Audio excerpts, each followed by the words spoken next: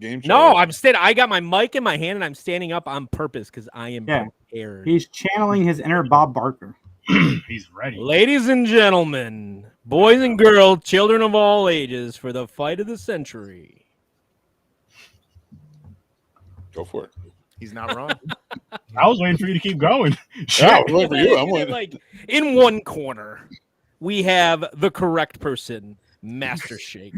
And in the other corner, everybody else who's lined up against remakes. All comers. Oh, God. One corner, all of the internet. The other corner, Dan. Please. Like, if I went out that way, oh, my God, that's like my life's dream. Like, come on. I'm questioning my entire existence sitting here in my blue shirt. That's rough. You should wait. First of all, cut back. Bring him back up big. Bring that man back up big. Which one? Jason, the one who just said he was.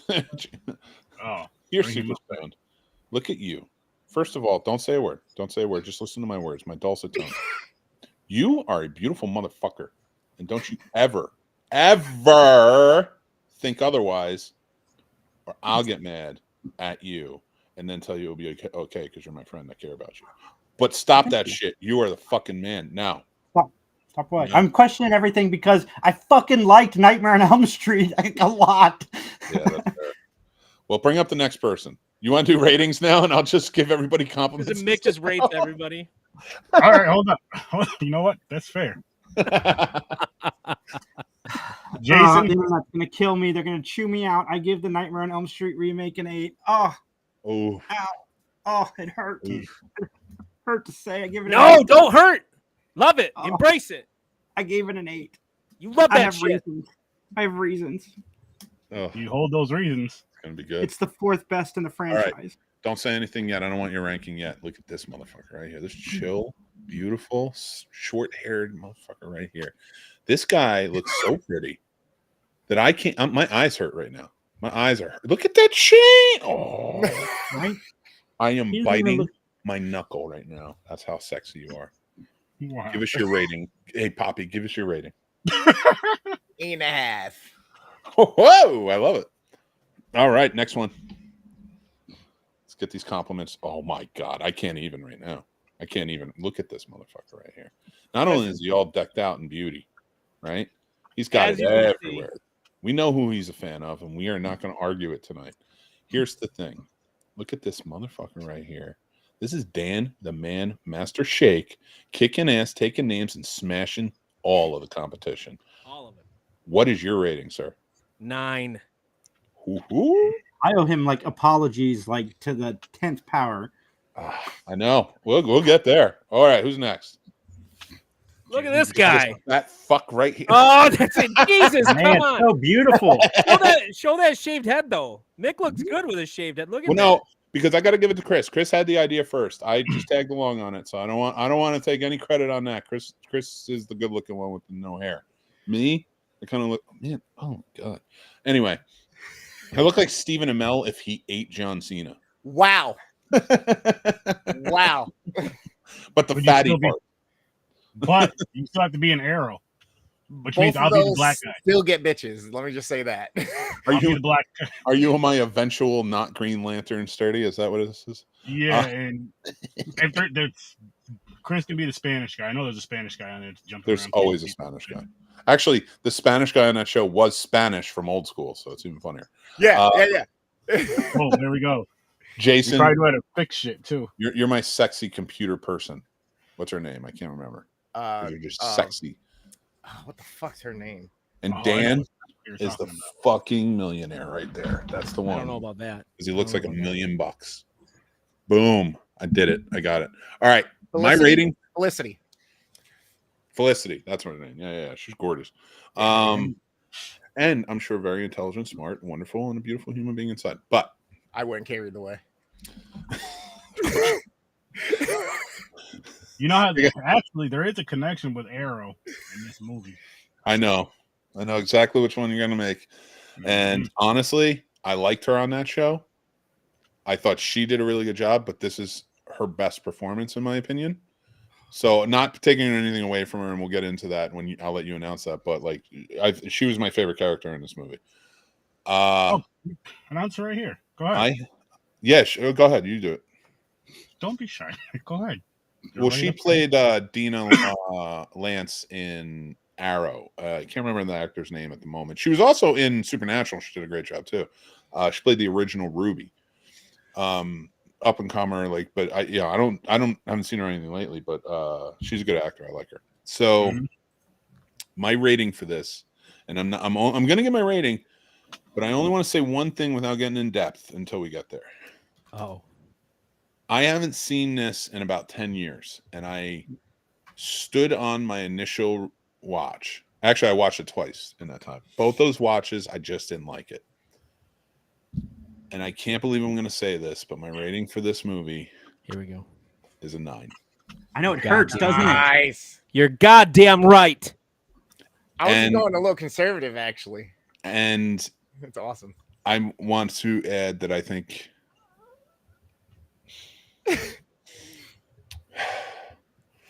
looks like he's gonna cry. It kind of hurts a little bit to say this. He's having chest pains too. He's got acid reflux from this shit. I'm having a hard time. It's. I could argue it's the second best in the franchise. Oh, I'm turned on. I That's agree. something. I agree. Now we're saying something. Now I don't know, Mick, but now we're saying something. And it doesn't hurt me to agree with Dan because I like Dan a lot, and his opinions are really good. So we agree about a lot of things, not Jaws. We did not agree about this movie, but I have rewatched Jaws since you talked to me, and I'm telling you, I'm never going to fall on that. Jurassic Get me off the screen. Why am I on? I feel like I have a theory on why audiences didn't like this movie. Oh, Sturdy. Oh man. Same, Jason. I love that hoodie, Sturdy. Where'd you get that? You. I forgot what the store is called, like Prime or Primo or something. It's in this mall up here. The wife got it for me. And then I went there and grabbed like every other Freddy vs. Jason thing they had there. So same with Mick. I haven't seen this movie in fucking years. I don't remember the last time I seen this movie. I know I watched it in theaters once, and then maybe 1 or 2 times after that. It's definitely better than what I remember. I could say that. I can honestly say that. This is right. But I'm gonna have to give it an 8. I'm gonna have to give it a solid 8. Oh, that's a big one. Dude, really 30 giving this movie anything above a 5 is shocking. Okay, so I'm going to get right into it because I'm watching this movie, and one of the things that we've talked about with all of the Freddy movies so far is that we are rooting for somebody we should not be rooting for. Like, we love Freddy Krueger, and in this movie, they make it impossible for you to love Freddy Krueger. You do not root for Fred. Fred is not your man in this movie. No, they glossed over that child murderer thing real hard in the original series. In this one, not so much. No, they connect it. This movie is so well written. They connect it very, very well that it's the parents, and you see that Freddy, it was their kids, like directly their kids. Like we get to see these kids and what Freddy actually did to them in this movie. So I think a lot of the reason audiences walked away not liking this movie is because it made us question things within ourselves. Like, oh my God, is this the guy we've been rooting for this whole time? Like, this movie makes you feel about rooting for Freddy Krueger for 7 movies prior because this movie is so well written. It's so good. I can't even believe I'm saying that. Mick and I were both dreading it. We were texting each other before we started the movie this morning. And I'm telling you, this movie, I agree with Mick. It might be the second best movie. It might be tied for first. There's arguments for that because of how well it's written. Like, they did such a good job of really showing you what kind of sick fuck Freddy was. And they even threw in the element of maybe the kids were lying to kind of just throw you off your game very briefly. That they even feel like you're feeling that slight bit of ooh, right? But then they take it away right, like they just rip it away too.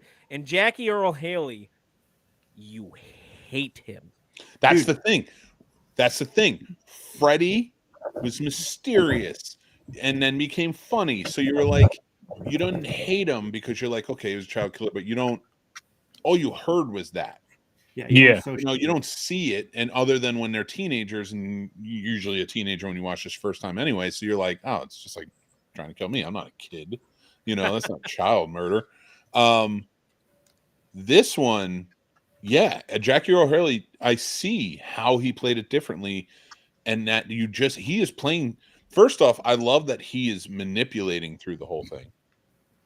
Oh, I didn't do this. Oh, your parents killed me. Like leaving. That's what a bad guy would do. That's what a bad guy would do. Yep. And repressed memories. What a nice touch. Oh, and it goes back to blaming the parents, and they even have that little hypnosil twist. Like, yep. And it makes sense. Oh my god, I can't believe I like this movie so much. I'm not rewatching this more often. I'm not even mad that I like it. I still don't like the look of Freddy, and that's what I think that's the biggest thing. Honestly, I think that's bigger than what you said, Jason. But steer people a lot. Here's my argument. Here's my argument for that. He looks more realistic in this. Yeah, he looks. My brother said the same thing. My brother said the same exact thing, but it's just, you know what it is, because I'm so used to, but just like everybody else is, I'm so used to the original look or looks of Freddy, because I know there was different looks throughout the movie, but you know what I mean. Basically, the basic look. Everybody's so fucking used to that, so that's like my look for Freddy. Yeah. And I get it with Jason. Obviously, masks. Yes, some of the masks change up, but he still has the masks at least. And I know he has the sack in one movie, but just to throw that out there real quick. But that's my Sackhead might be the scariest, Jason. Sackhead might be the scariest. Because like even watching this, Unstoppable Killing Force Jason isn't worse than Hillbilly Overalls Jason. I can kill it. Okay, like since we're talking about the remakes, right? The remake Friday the 13th. Yeah, he didn't run in any Friday the 13th. I'm afraid of anyone who can run. Because I can't outrun you, so I got to fight you. Yeah, that's it. So what I love about Sackhead and the remake Friday the 13th, Jason, both, man, is that a scary motherfucker. I mean, he was fucking huge in this one, and he moved. Yeah. Like that's what makes somebody truly terrifying. If they have substantial heft to them and they can move themselves, they're dangerous. You know what I mean? Well, yeah. The only thing I want to add to that too is compared to the original, and having watched all of the Nightmare on Elm Streets with Robert Englund, and to see the different portrayals he put into each, I do take back one thing. The most realistic is still 1984 because he was so dark on him, and it looked like it was hanging off. Don't you think that's lighting, Mick? Don't you think that's just cheap? That lighting? is like don't get me wrong. Lighting and the deli. Well, I mean, of course, it's cheaper than whatever 2010 could bring. Yeah, they're gonna have a bigger budget, but I liked that. I enjoy good lighting, and that was good lighting because it was dark on him, but that was the Freddy he played. Yeah, he played the mysterious. Like he was the killer. We knew he was the killer. He's not trying to manipulate them. He's just trying to fuck with them, then kill them. This one, I love that they changed it up. And, I didn't like so much the fact that they were playing the twist of like, he didn't do it. And then like, you find out he did do it. I didn't realize the Pied Piper thing the first time. I didn't realize, I didn't know that the first time when he came out of the pool, he thought the parents had something to do with it, but all the tie-ins and everything, I was like, you really contain this story to a point where it makes sense. It was too big in the original. Yeah. This contained it to like 5 or 6 families or something like that. And they all had the secret. The only thing I would, and now it's not a perfect movie or anything. I mean, there's problems with it too, but they did a really good job on it. And yeah, sorry, go ahead. No, you're good. They threw out the notion of him getting off on a technicality in this one, but give you that same play on it because of that innocence they try to throw in there, because technically in our law system, we're innocent until proven guilty.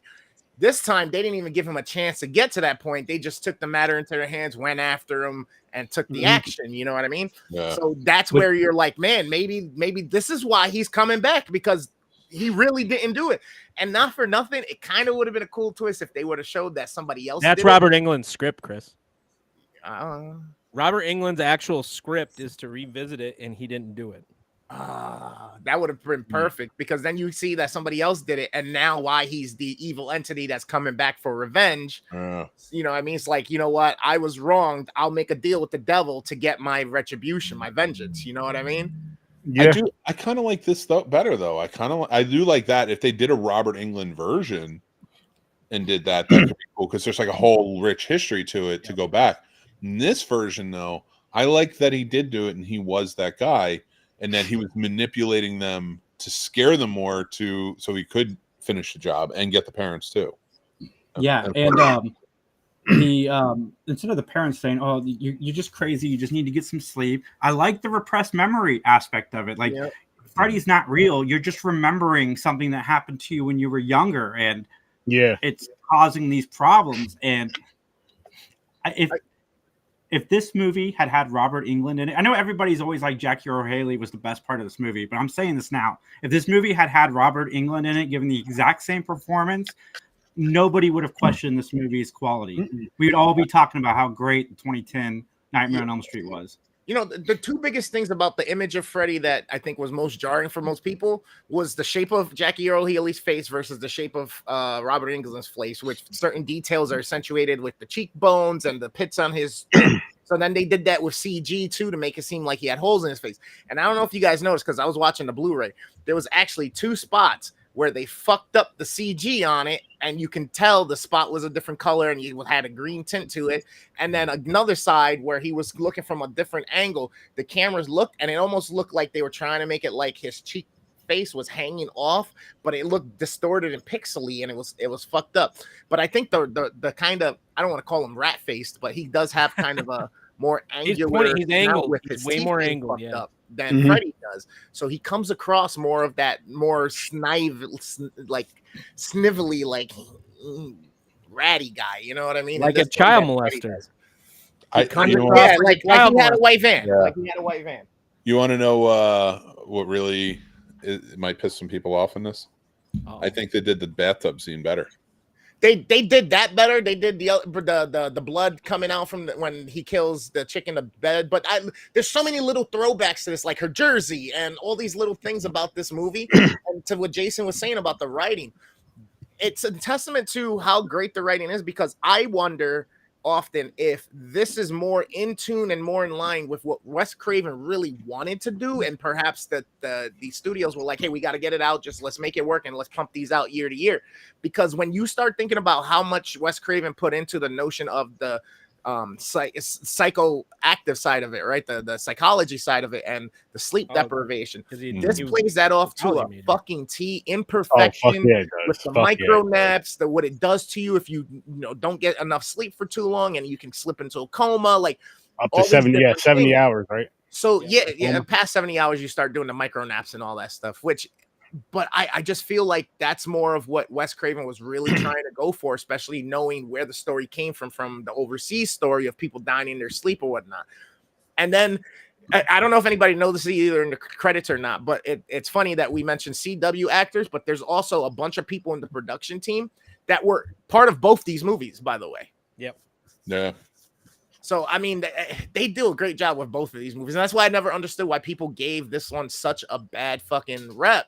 It's mean. They didn't like how mean it was. But at the same time, man, like there's more to it than that. And for me to be watching this, I connect really quickly with that psychoactive part of it. And it's like, bro, this is the scary part of Freddy. It's not that he looks burnt. It's not the hat. Yes, he's got terrifying gloves and he knows how to fuck with you. But the notion of you can't escape him. And if you do try, you only fall into his laps forever. I almost want to argue the point that it was because it was meaner. Because I would still argue that the deaths are more horrific and better in the original. Really? And I know we're not comparing the original to this, but I just want to say, because it is a remake, I think the deaths are better, way more memorable. Like, I have a hard time remembering what the deaths were in this, but because it just were kind of insignificant, except unless they propelled the story, which I liked about Kellen Lutz's death in the beginning. So just to get that out of the way, that's probably my favorite. The diner kill? Yeah, because just why he did it and how it ended playing into it and what it meant for everyone else to see that and and like spark everything right there. Like so, like that because there's no real memorable kills in it. You know, No, you don't think so? No, sorry. I thought it said, "Oops, something went wrong." Trying to reload this page. Yeah. So I want to make sure I didn't get I was like, kicked but out. you don't think there was memorable kills in this one? Not really. Not like the original. But you just said they did. I don't They agree with did that them either. better than the original, didn't you? No, I said the original did the kills better. Oh, I thought you said this one did the kills I don't better, think- like it perfected the so kills. I Because that's also what I think- would argue. I would argue that this one perfected the kills. Oh no, I disagree. I just don't like the fact that they use CG for it. So in a movie like Friday the 13th, and that's the other part about the remake of Friday the 13th, I'd argue, the kills matter a ton. Yes. I don't think the kills matter in Nightmare on Elm Street. I agree. with the I feel original. the same way. And so here's like my favorite parts of Nightmare on Elm Street have nothing to do with the kills and everything to do with the sequence. The kill is just like, so it's kind of like this. What does it matter? Like, I'm going to put it like sex. What does it matter in sex? The entire act leading up to when, you, or the, I'm in for the journey, bro. The end is the icing on the cake. the It's the end's cherry just on like, top. so if the kill is good, great.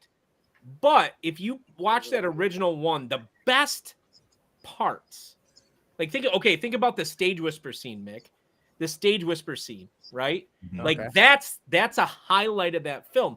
The sequences, and that's why Sean Cunningham is not a master of cinema, but my man Wes Craven is. Yeah. The sequence matters, not the kill. The kill, like to a certain extent, I don't even ever think Freddy wants to kill them. Really? I think that Freddy's ultimate goal in everything that he does, my biggest thing that I take away from it is this. I think that Freddy loves his torment, his hunt. yeah. And so my favorite part of the remake then, he wants her forever. Yeah.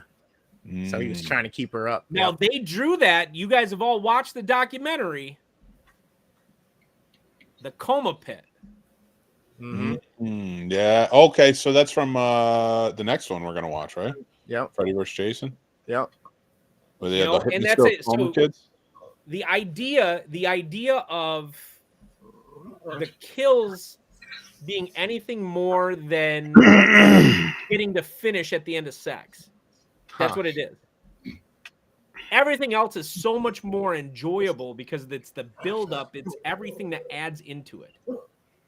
So there's my argument for that. I think that The finish. I'm just saying though, just busting a nut is amazing, man. Like, the build up and the fucking and all that good shit. And all that's why shit in Sturdy's a between. bigger fan of Friday the 13th, I think. Sturdy's just like, I just want to come. Let's go. No, I do. I was avoiding saying that word, Jason. Did you I see enjoy- how hard I avoided saying that word? I agree. I enjoy the whole. I love the whole aspect of it, but I also love the finish aspect of it too. But just boom, I just had to, I get what you're saying, Dan. I I do just get what you're saying. I guess if you do think about it, it's always the same, right? He kills them somehow with his 4 blades going into them, where Jason uses different tools. So it's cool to see how it's going to impale the body or affect the body. And I get that. So perhaps maybe it would have been acceptable had they kind of reversed roles in some aspects where you see the build up, the torment, but then the kill is off screen and you just see the blood splat. I guess that still could have worked too, but I'm not mad that we get to see him, rip people apart. I am going Wait, to he's say hanging something. Dean. Is it Dean? Uh-oh. Not Dean. The other guy, the guy that goes to jail.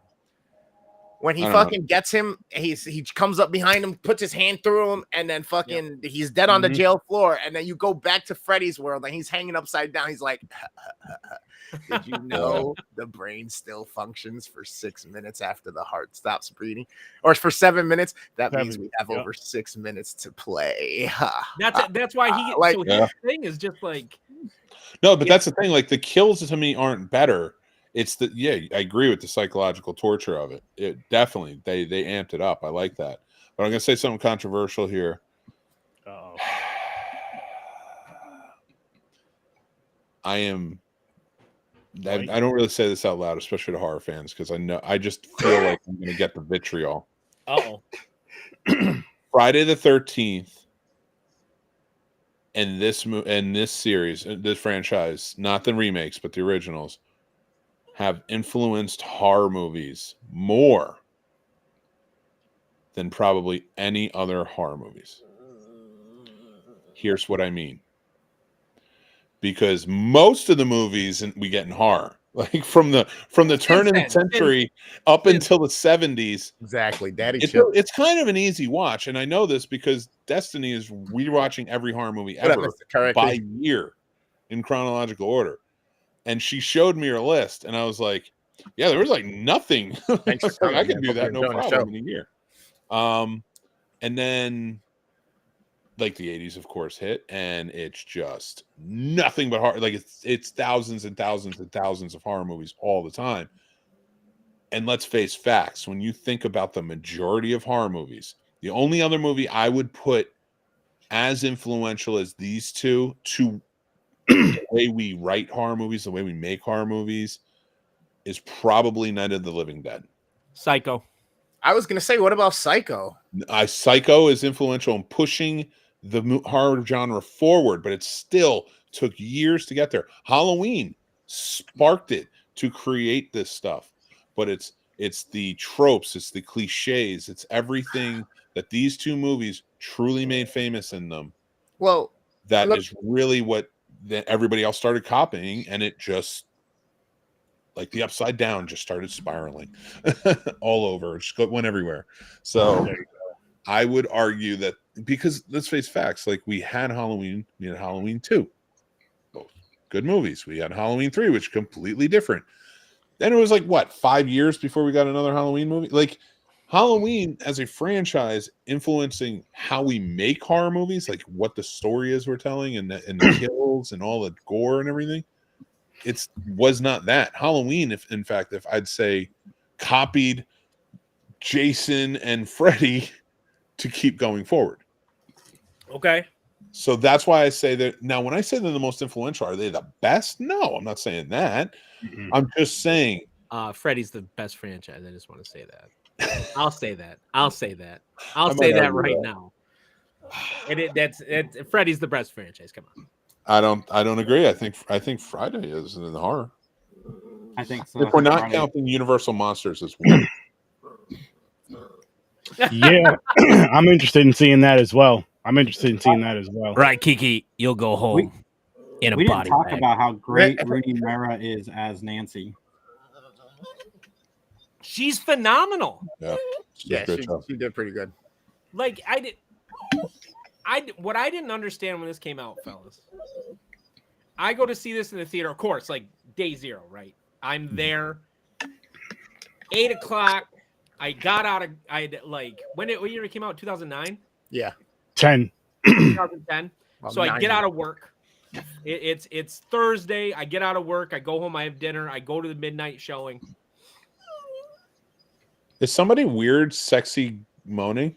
No, it's a dog, man. Oh, Dog. all right. Well, It's listen, not my all dog. right. Whose dog is it? I mean, if that's what gets you on, But it's it my is wife's dog over yeah, here. Tally doesn't do that. Tally just kind of does this weird dinosaur noise.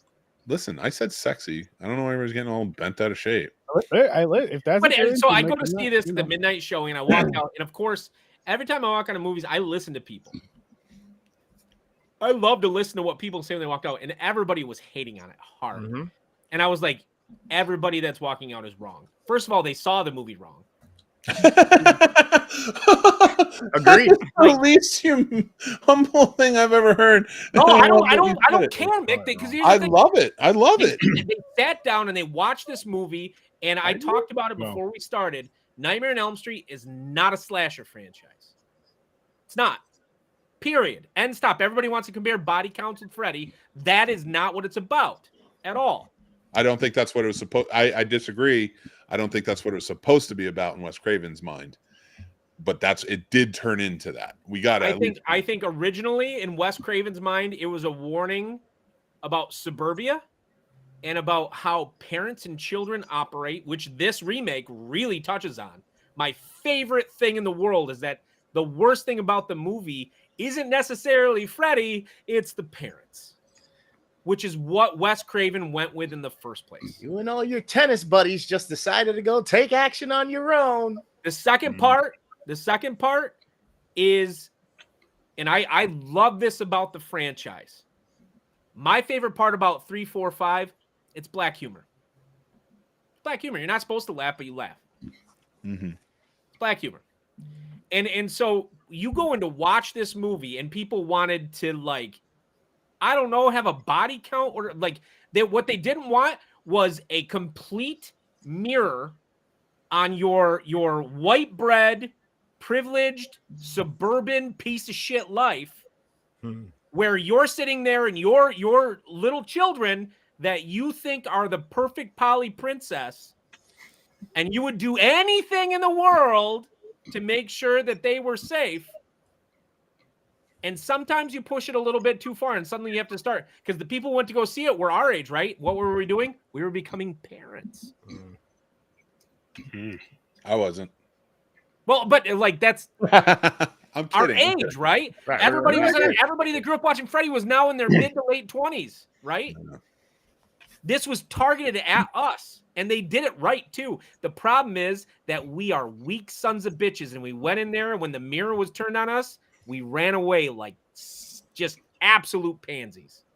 Well, I don't disagree with that. I mean, like I said, we were all used to rooting for Freddy Krueger, and the 2010 movie makes it impossible to root for Freddy Krueger. There's not an ounce of happiness, like good in there at all. And, you know, he's licking Nancy's face, and that entire scene has a much more powerful punch when you know that she's one of the girls that's doing the jump rope, and Freddy was in her school and had a dungeon down below. Like, the other movies did not have those emotional beats. Listen, kind of doing that. Freddy versus Jason did that just this much. He's got a pin down. He says, "I've always had a thing for girls in this house." And you're like, wait, are they going to go full tilt with this? But Robert Englund brings it up multiple times when he's in interviews. The thing that you see with Freddy and Nancy constantly, is he going to kill her or is he going to fuck her? Yeah. The difference is in the 80s, and originally Wes Craven in 3, and I have 3. I love 3. I think 3 is the best of the franchise. I love the message of it. The empowerment, and that's what it really is. It's empowerment for young people. That movie is all about empowerment. Love it. Wes Craven's original idea apparently was really fucking dark. Really? Like, according to what everybody says, Wes Craven's original viewpoint was like this spiral down, much like this remake, where you go back to, wait a second, Freddy is not the guy jumping out at the pool party saying, "You're all my children now," like he's a witch. Mm-hmm. Now, I love 2, don't get me wrong. I think 2 is vastly underrated. I love the metaphor. But I don't think people could handle the truth of what the movie is. And that's why I don't think it's a slasher. I mean, he's just not a slasher. I'm gonna go find this thing, because now that we bring that up again, I gotta find this. Freddy, all the Freddy movies. The only good Freddy movies are when he's a message.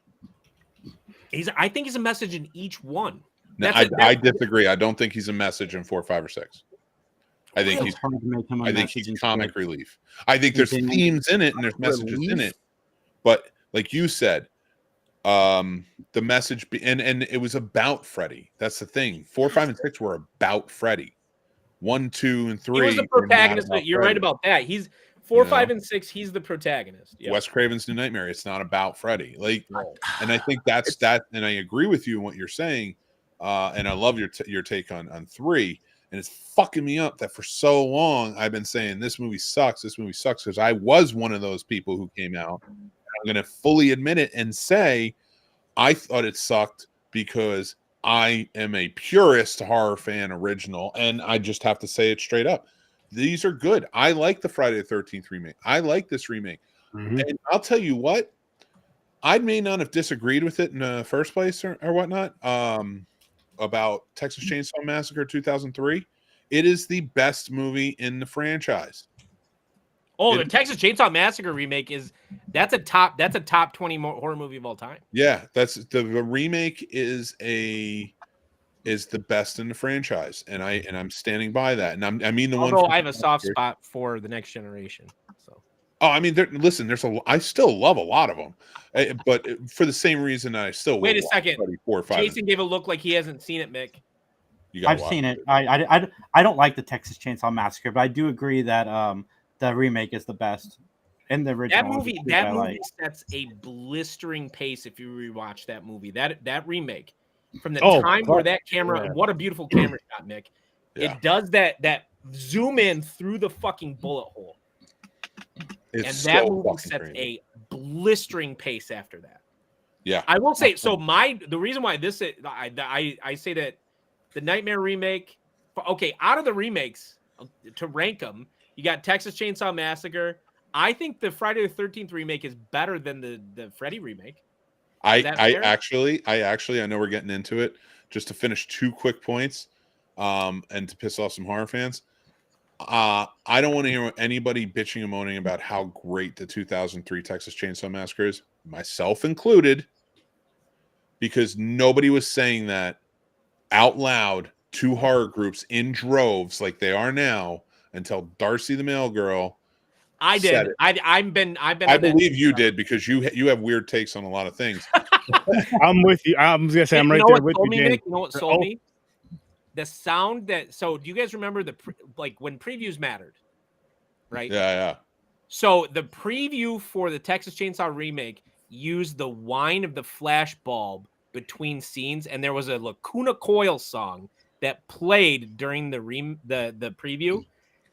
From that time, I was team Texas Chainsaw remake, and then they did the shot. I think that shot through the bullet hole is just as influential.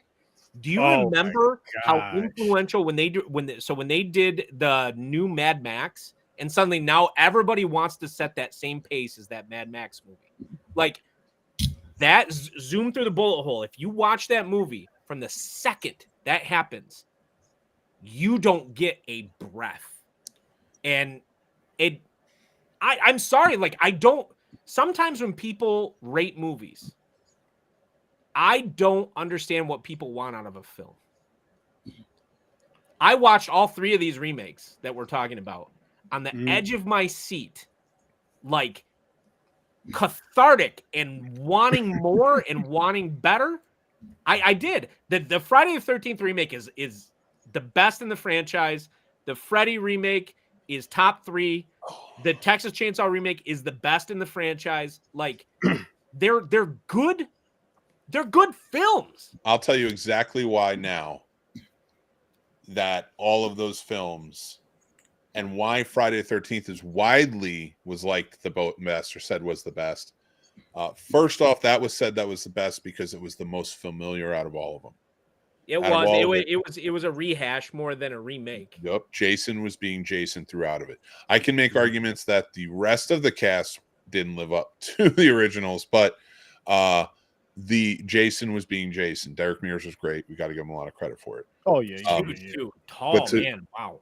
To push it even further and to go and say, let's face facts, and I'm saying it myself too. We were that generation coming up that grew up with these movies, idolized these old movies, and came in, and now remakes are being announced and things are coming out.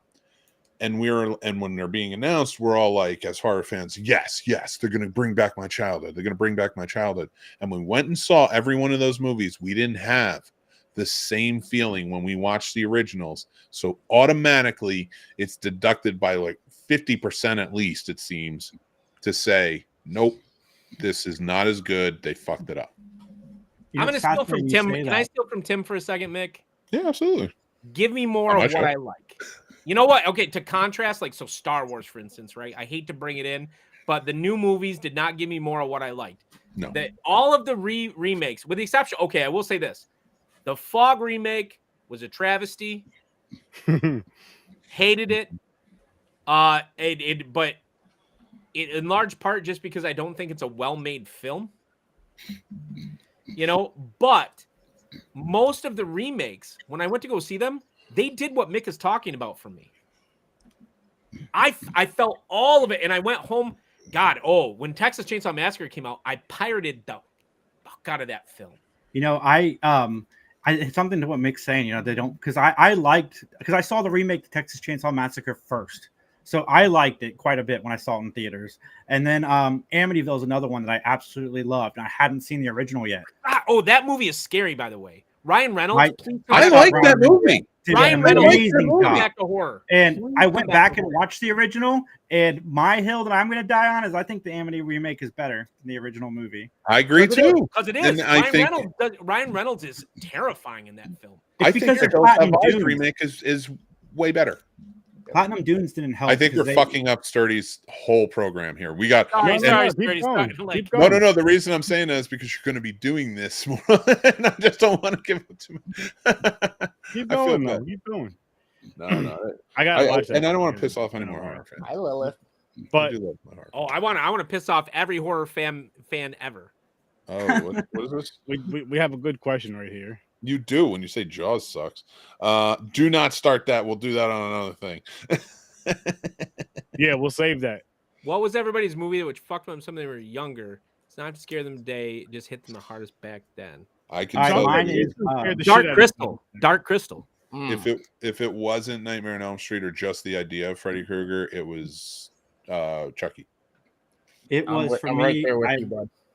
I watched the It miniseries, and I looked in my backyard, and there was a red balloon floating across the backyard. Like seconds after I finished the movie, I was up in my room for the rest of the night, scared to leave my bedroom. Can I change my answer? Yeah. Now, Dark Crystal as a child, which, by the way, parents, what were we doing in the 80s letting our kids watch these movies? But like Dark Crystal is terrifying. Like that's, oh my God, that movie for a child. Come on. But anyway, the first time I watched Alien for the first time when I was like 6 or 7. Do you guys remember when they have to crawl through the ducts and the like shutters of those ducts screech open because they like that like now Alien is the most terrifying movie ever made, but those shutters kind of screeching open because of the metal for whatever reason as a child. Did that mess me up? Like that was, I had nightmares about having to crawl through stuff where those eye shutters open up when when the captain's crawling through with the flamethrower. That part. Nice. That messed me up. That and Fire in the Sky, because I thought aliens were gonna abduct me. And Fire in the Sky was crazy. Dude, Dan is in rare form. Dan has been on break from doing shows for a while, and he's like, I'm covering all my bases tonight. Hey, go for it. Shit. I didn't even come on some more. It's a good question. It's Unsolved Mysteries. I used to go upstairs after watching Unsolved Mysteries with my parents, and I thought the guys from the show were hiding behind my door. Remember Me too. Mysteries? Me too, Dan. Oh my God, every time. I agree with you. Or my closet. But remember it was what was it? What was the one Most Wanted? America's Most Wanted. When they were just like, and he's still at large. And it's like, where? Where'd you show me? Now, see that right there, more than horror movies, because that's the shit right there we were allowed to watch. With your parents. You'd be watching it with your parents, and it's just like, hold up. So you won't let me watch a make-believe movie of someone killing people, but you'll let me watch this real-life shit, and this motherfucker is still on the loose. I have no idea how far California is from Schenectady. I'm only 6, and I'm scared. It might be in my backyard for all I know. Yeah. Exactly. 6-year-old Sturdy. 6-year-old Sturdy. I can just see him now like, well, fuck is California? Just staring at the TV. Pulls out the map. Yeah. That ain't going to mean shit to All right, me. we're good. Oh, man. That's when he started paying attention to like Animaniacs. That part so I know everybody dogs on Nightmare 6. You know that part where the deaf kid opens up the map. Oh, I said this in that episode. That's my favorite line. That's my favorite line from that movie. Dude, that's my favorite line too. When map says we're fucked. I love that line. So, okay, dude, I want to do a list of my top 100 movie quotes. And if you don't think that line's on there, and if you don't think Axel, you're making my dick itch. Isn't on there?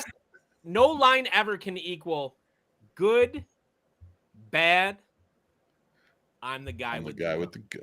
I love that. it. I mean, right there, man. That's Love signed, it. by the way. I don't know if I ever told you guys that. That's signed. That is awesome. By Raimi and Campbell, because I had friends that worked on Raimi's production crew. Nice. I love it. I love it. I love it. I love it. But like, I guess back to the topic at hand.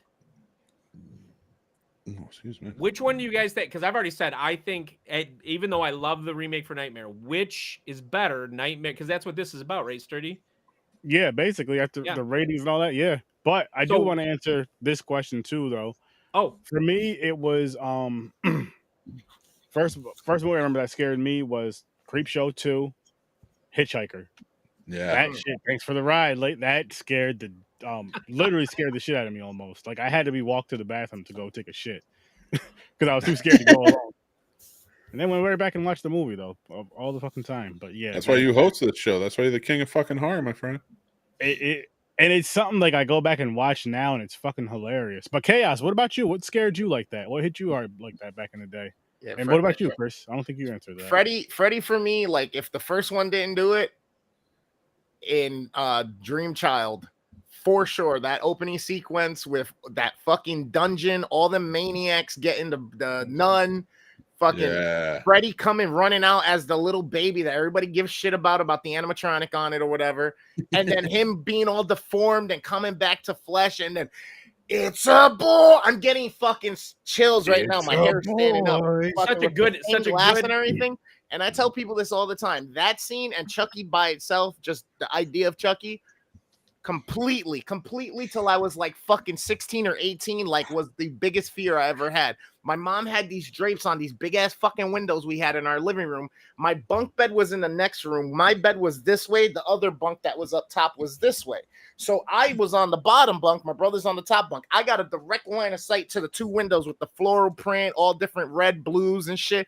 And all I hear is little Chucky steps. Why? Because the day I decided to watch fucking Child's Play for like the first time by myself, my aunt comes over and then coincidentally, because she didn't know, she brings me a My Buddy doll. My buddy doll sitting in the corner of my fucking room that I'm scared to look at or touch, and it's nighttime, and all I hear is footsteps, and all I see is stained glass with a big black spot in between, waiting to see the big arms come out and say, "It's a boy, let's get him." Like, yeah. That I would love to point out. Like, first off, I want to ask: do you still have the My Buddy? Do I still have what? The My Buddy. Okay, so here's the story. So I became like 15, 16, and I was like, I'm overcoming this. I threw him down in the basement and threw him under the stairs. The stairs that go down to the basement, though, had slits in between each steps without a backing. So it's not like it was a sealed off step. So I would always get to the last like 3 or 4 steps and just jump it at some point because I started thinking I start slicing my Achilles.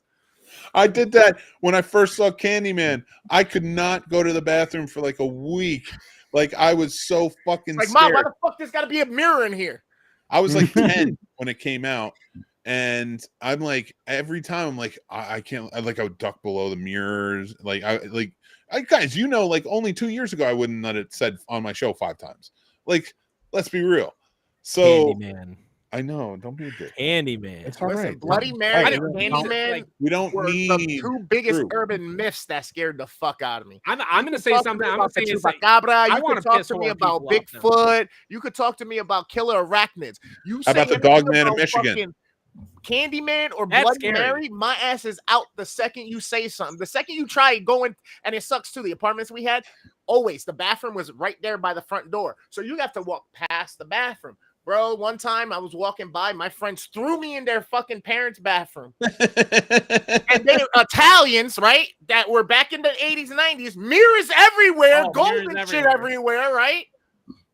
Bro, I'm surrounded by mirrors while they're all saying fucking Candyman, Candyman in pitch black. And I don't know where the light switch is. That's 4 times. That's 4 times. See the video I'm sorry. I didn't mean. Did you ever see the video of the husband and the wife who were brushing their teeth? And he finishes and he's done, and she's still brushing her teeth, and she's like standing there, and he goes, Candyman, Candyman, Candyman, Candyman, come in, and turns off the lights and closes the door, and she's freaking the fuck out. It's amazing. That's fucking hilarious. That's awesome. So I'm gonna piss horror people off. A, Chucky is 0% scary. B, Candyman might be one of the most overrated horror movies of all time. Get the fuck out of here. I did. Now that's just crazy talk. You're crazy, man. I'm sorry. I know people consider them classics, all that stuff, yada, yada, yada. And that's a FYI, my wife and I, we sat there. She had never seen Candyman. Never. And I respect it as a classic. So that isn't a like, and Mick knows the difference. That's a me like watching it, I'm bored out of my mind versus me watching it as like a cinemaphile. I recognize Candyman's achievements. That's not what I'm saying. I'm saying I was bored out of my mind watching it. My wife, who had never seen it and has become a horror fan, we get to the end and she says, "That's a classic?" You know, Dan, I'm not going to disagree with you. I don't think there's been a great Candyman or a good Candyman movie until the new one. The new one is the first one that I loved.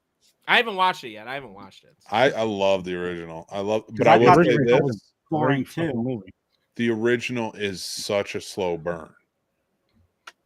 But and I guess maybe I was young enough when I watched it. It did affect me. You know what I mean? Like being 10, like you're just more into the idea of when's this guy going to show the fuck up? This is terrifying. Start killing, yeah. You know? But I was always the person playing. I played Bloody Mary, and when Candyman came out, I would lock people in the bathroom with me and say that stuff. Like I've never been somebody who was like, "I'm sorry, Chris." I didn't get freaked out. My pet monster was my friend. I put those little chains on his hands and I put him on my shoulder, and he and I went everywhere. I love my pet monster. Man, everybody was afraid of Teddy Ruxpin. Me and Teddy Ruxpin were like this. I like Teddy Ruxpin. I didn't mind Teddy Ruxpin. I had the Teddy Ruxpin. You put the cassette in, and he would move his mouth as the song played. Mm-hmm. I don't get. I never got the like. I never got the Child's Play stuff. I never like any of that stuff. I don't know. I just never bought into it. Freddy. So I would have, as a kid, I would dream about Freddy, and he and I would team up to kill Skeletor. I wrote about it. There's something from first grade where I said, Freddy and I are teammates. We get Skeletor. Dan is the only kid who hangs out with Freddy, goes kill Skeletor, and then I guess gets fucked by Freddy because that's what he does. Wow. Like, I just never. He's not wrong, really, folks. Is that how you want to know? You want to know why I got scared of? I got scared of Dark Crystal. Do you remember the part where the Chamberlain disintegrates at the beginning? Mm-hmm. I don't think I've ever seen Dark Crystal. Oh, Chris, come on, man! You gotta watch Dark. Like, first of all, it's some of the best puppetry ever by the Henson team. That's like the only movie from back then that was fantasy. I liked Excalibur too, but like that I really liked. I was like, Dark Crystal's fucking in it. Like I'm not a big Legend's fine, Lady Hawk's fine, fucking Labyrinth is fine. I dig Willow. I really liked Willow. Mad Mardigan's the fucking. I've definitely seen this. I just don't remember it. I like what Jahan's saying right here. I actually will say this. I was scared of the puppets. So the thing about 3, the best kill in 3 is also the shortest. It's when that kid does the puppet, man. Yeah. That's and it's right up there on my shelf. I bought the special figurine that had the puppet figure. Like, oh man. Made you hate birds and people with big noses. It changed Sesame Street for him forever. But like the puppets were scarier to me. Like that's. I mean, I don't know. And I guess Mick said that before. He's like, you're just weird, and like, yeah, like I guess, man. Like I don't know some of the stuff that people say. What up, Pete? Yeah, but like you're that weird. Like if you went to film school with me, you'd be like, dude, You're fucking weird, but we fucking love it. Like every Bro. time you say those things about Jaws to me, you understand what it does for me as much as to me. Like, because your takes on so many things, I'm like, I fucking love that I disagree with this. This is like being back in film school. It's like being able to talk about it. And like, and so it's like, oh, great. It's not the same people saying the same thing again. And I know I don't love read that the internet. too. I'm like an anomaly because I hate getting ideas from other places. And so like I don't read, like my wife's always like, did you read the comments? I was like, no, why would I do that? Like I don't like Yeah, I don't read in them some to see cases, if in I some find cases, anybody I'm so agrees. I read them to see misinformed, what like- everybody else's opinion is and be like, okay, yep, I'm definitely always in the minority with a lot of shit. You know what I mean? That's why I read reviews comments, because they're after. funny as fuck to watch all these people that pretty much are thinking almost the same exact thing start berating each other. There's like the difference is like some little Yeah, they're nuance. fighting about literally the same point of view, just with like one type different word in there or something. Like, it's fucking ridiculous sometimes. You know what I think the most perfect scene ever filmed is, and it comes from a horror movie? What? The sequence at the end of 7. Oh, A Friday I or Nightmare 7? No. That Friday 7.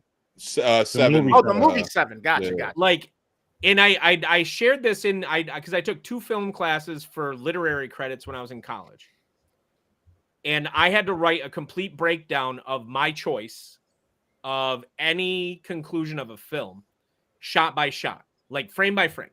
We had to go through and label everything, write a summary of what's happening, what type of shot, what techniques are being used. And my professor argued with me about it.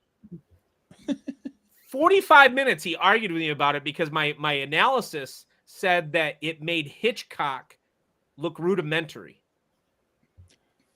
All right. And I got to go watch it to Wait. try to even argue or rebuttal that. Okay. All right. yes. Sturdy, I am so sorry, dude. No, I'm enjoying this, and I like Uh-huh. that Chris said that because this motherfucker likes to argue about shit. Debate. I love it. Smile into the thing too. Watch this, Weed Wolf. I love it. It's so. You look like fucking Zorro now. Like you look like when you Weed Wolf. Goddamn rock over here and shit. What's going on? All right. Hitchcock. Here's the thing with Hitchcock. I have a lot of respect for Hitchcock. I hate Weed Wolf. You ever watch a silent shit, Nick? It's garbage. Hitchcock's silent films are garbage. They're absolute trash. Whose? It's silent film. Hitchcock. Oh, well, but that's the thing I like about Hitchcock as a filmmaker. He wasn't above even remaking his own movies. He wasn't above learning and getting better and saying, okay, I love that story. I want to retell it in a better way.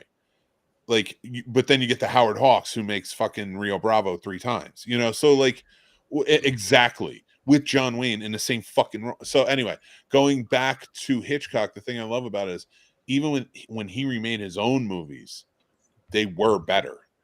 He's a genius and he's a masterpiece artist, in that makes these movies. But the reason to me that a lot of people are just like, he's just great. That's who he is. He's a genius. My argument for Hitchcock is that he wasn't be all end all genius. He just loved what he was doing and learned all about it. And another thing I really respect about him is that I don't know if everybody knows this, but in filmmaking, there's a thing called a rap book, and production manager is usually in charge of it. That rap book contains everything in the movie, every aspect, every department. There is nothing that happens on a film set that is in that rap book, that isn't in that rap book. And if there is, then you have something fucked up. They leave the clothespins out, though. That's right. Well, no, the clothespins are what can go in a rap book. What that money bought, not so much. But I'll tell that story another day. The rap books, I was a production manager. I fucking love rap books. So the legend of Hitchcock is that he was so detailed down to every T, every letter. And I always try to mimic this with my rap books.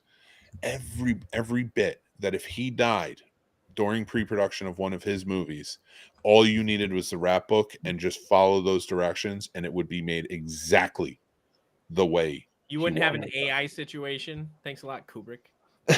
yeah, so like that. Well, Kubrick was different. Kubrick, like again, Hitchcock was somebody who evolved and got better. Kubrick always just thought he was the best, and he was very good at backing it up. So okay, so speaking of directors, to like bring it back for you, Sturdy. I love it. Let's see how he does it. Let's see how he does it. Wes Craven versus Sean Cunningham. Go, buddy. Ooh. You know what? I would have loved to have seen them both do, say, the first 3 to 4 movies of the franchise, and just seeing their exact visions of what they really wanted to do, whatever that direction may or may not be. Just because they made fucking Jason and Freddy are probably the most iconic characters in horror. They're up there with any iconic character. I mean, you put them on. You can put them on horror. with the Universal monsters, right? Like, I would even say, I would even take them outside of horror with their popularity. Outside of, you know what I mean? More pop culture, all that other shit too. It's not just horror anymore. I think it's been like that for years now, especially with those two. You could throw Michael Myers in there, but I feel Jason and Freddy are just even more. They're on another level than Michael Myers is, in my opinion. Maybe a few levels higher, but he's still a part of the big three. But he's just just a couple notches down, which is it's fine. It's fine. I think Chucky's slowly passing Michael Myers. because of the new stuff. Just in general, I think Chucky's just the kids know Chucky. They don't know Michael Myers. Yeah, I see a lot more. I mean, listen, the real gauge of all of this is Halloween stores, right? What merch do you see out there the most? And everybody we're saying right now. Sexy Michael Myers. But Sturdy didn't answer the question. Sorry. What's the question? Who's better?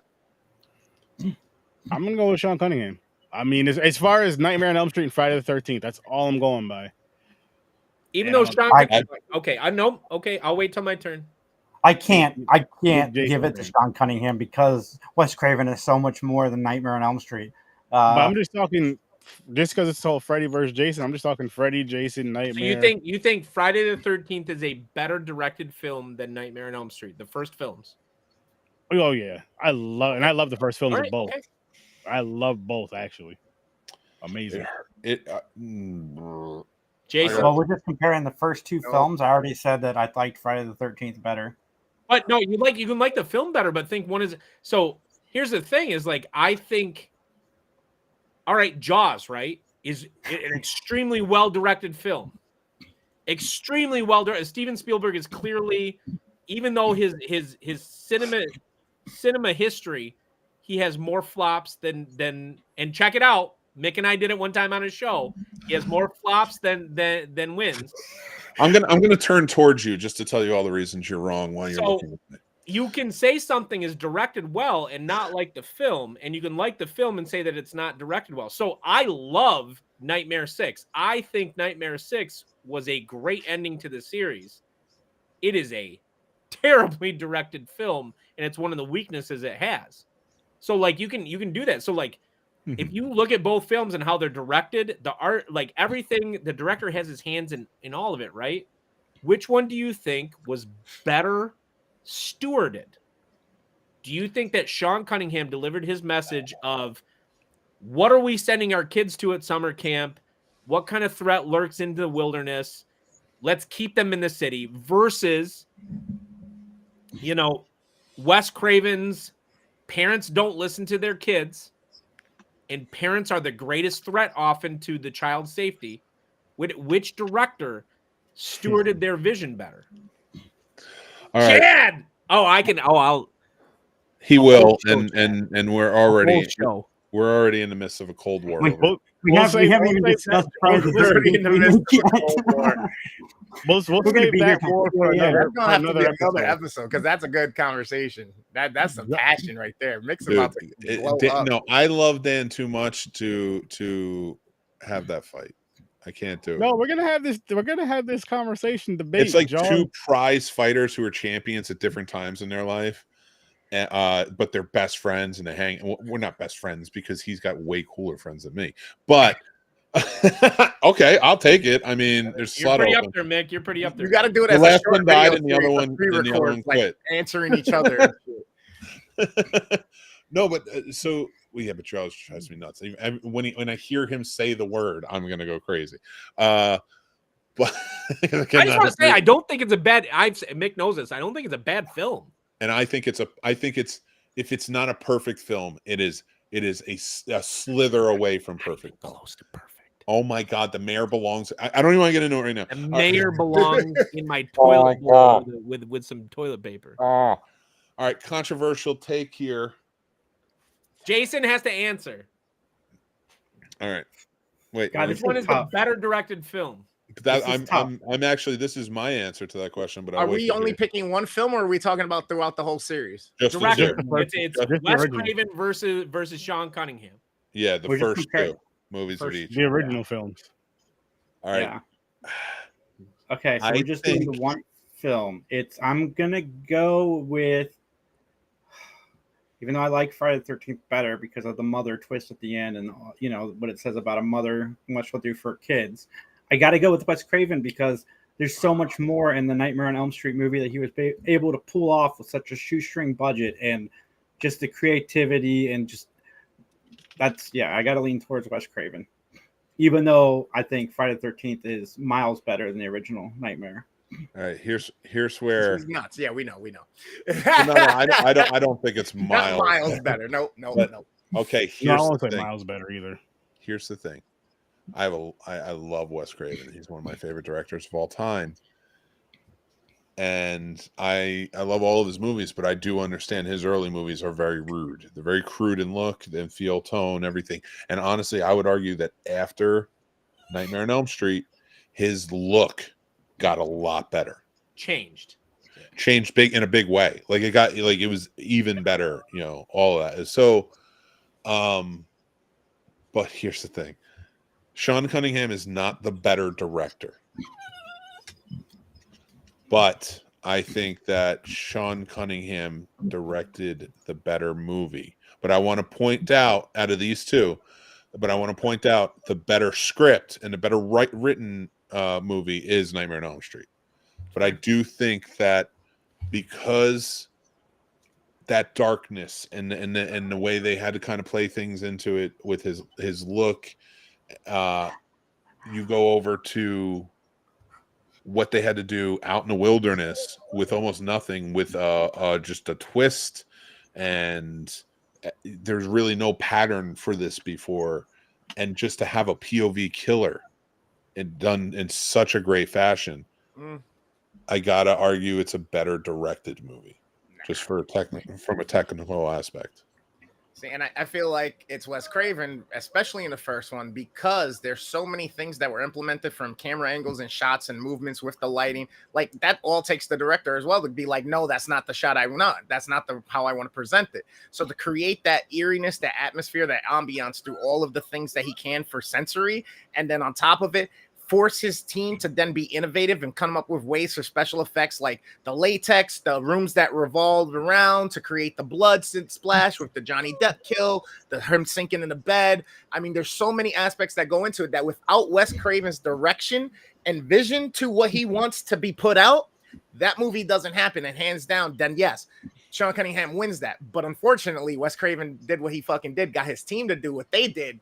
And that's why 100% that will always be miles ahead of that other one. It's cool that it's a point of view, but at the same time, it was boring to me. It lacked the luster that Nightmare on Elm Street did in every aspect of the killer. You're just constantly just waiting to see, well, who is it? Whose eyes are we seeing through? And that's it. And that's never going to be enough for me.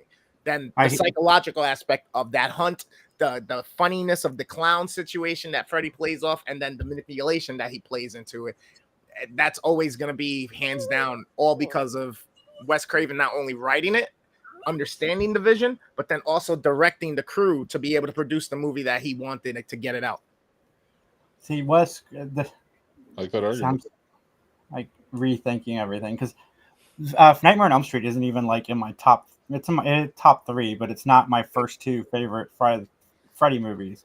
Like I would say New Nightmare was better directed. Oh, Like absolutely. I'm, Well, That yeah, goes- but that I goes mean, to what after Nick that- was saying about the evolution, because by the time we get to 3, 4, 5, it's a whole new direction. We got the Dream Warriors, and then that comes into more light. We get more daylight shots. We get a bunch of other things. So he's trying and testing new things.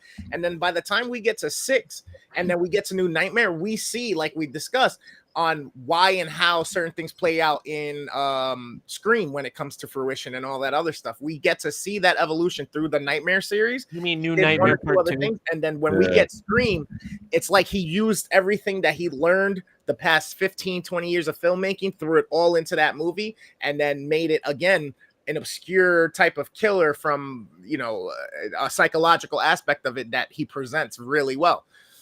My hard argument for Wes Craven films and direction and stuff, like, again, one of my favorite directors of all time, and I think the weird enough, I think his 2 best directed movies, one being Music of the Heart, and I'm not bullshitting you, I've heard that.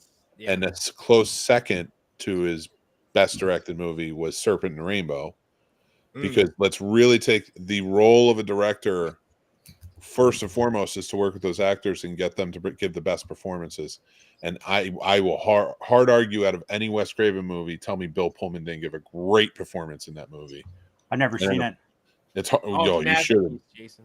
Definitely got to add those to the That is one.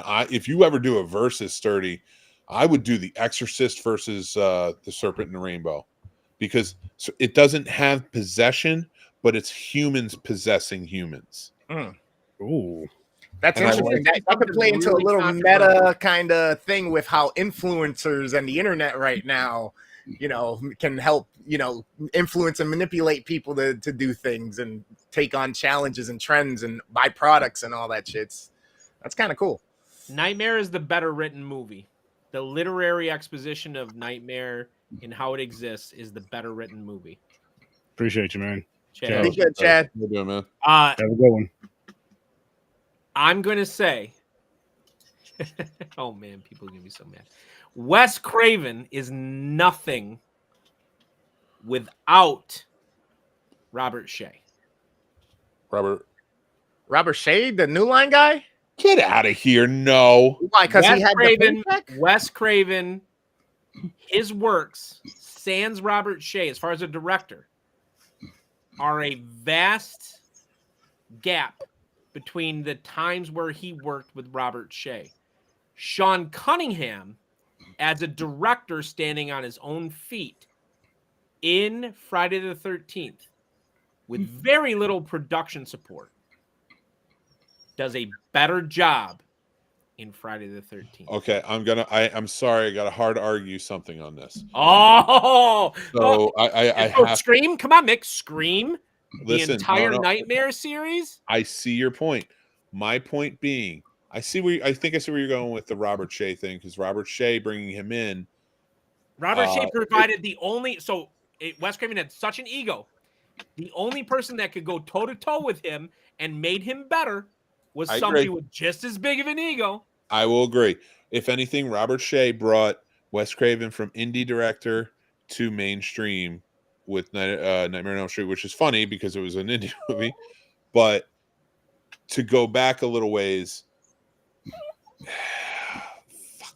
God damn, I got to argue this. Oh, God damn.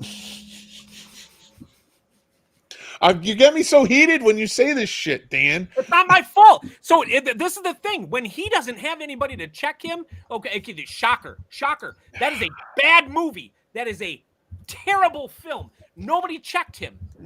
When nobody checks Wes Craven, he does a bad job. Meanwhile, Name one bad Wes Craven movie. Shocker. Shocker's a bad movie. No, it's not. It's fun. It's fun. It's fun. We can say fun. Okay. The Last House on the Left is a bad film. Like and I'm sorry. Like it. We did a little, Jason. We did a little. No. We got to go back to it. I want to talk about the other one, but oh shit, it's 9:15. All right, we got to go back. Dan, we can't keep arguing this stuff, man. I'm sorry. these are things that go into my head, and I don't think Robert Shea gets enough credit for the Friday series because people are like, "Oh, they took this turn." No, I think what he did was provide, because the only good way to go forward is through conflict. That's the only way to grow. I agree. And the only thing that allowed Friday or Freddy to grow were counterparts. Now, I'll say about Friday the 13th, Sean Cunningham did the first one basically solo mio. There was no production counterpoint really at any point in it.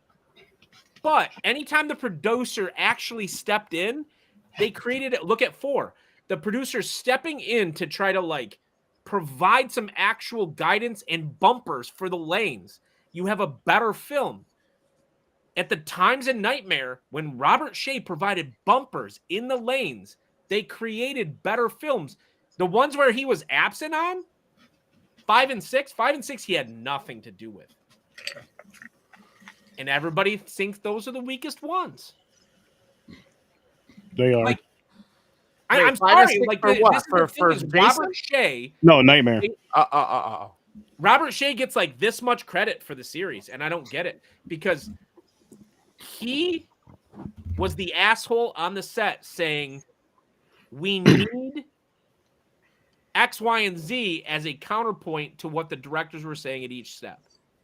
And I think those, like, my favorite thing in the world is the speech they give in Team America. All of you have seen Team America, right?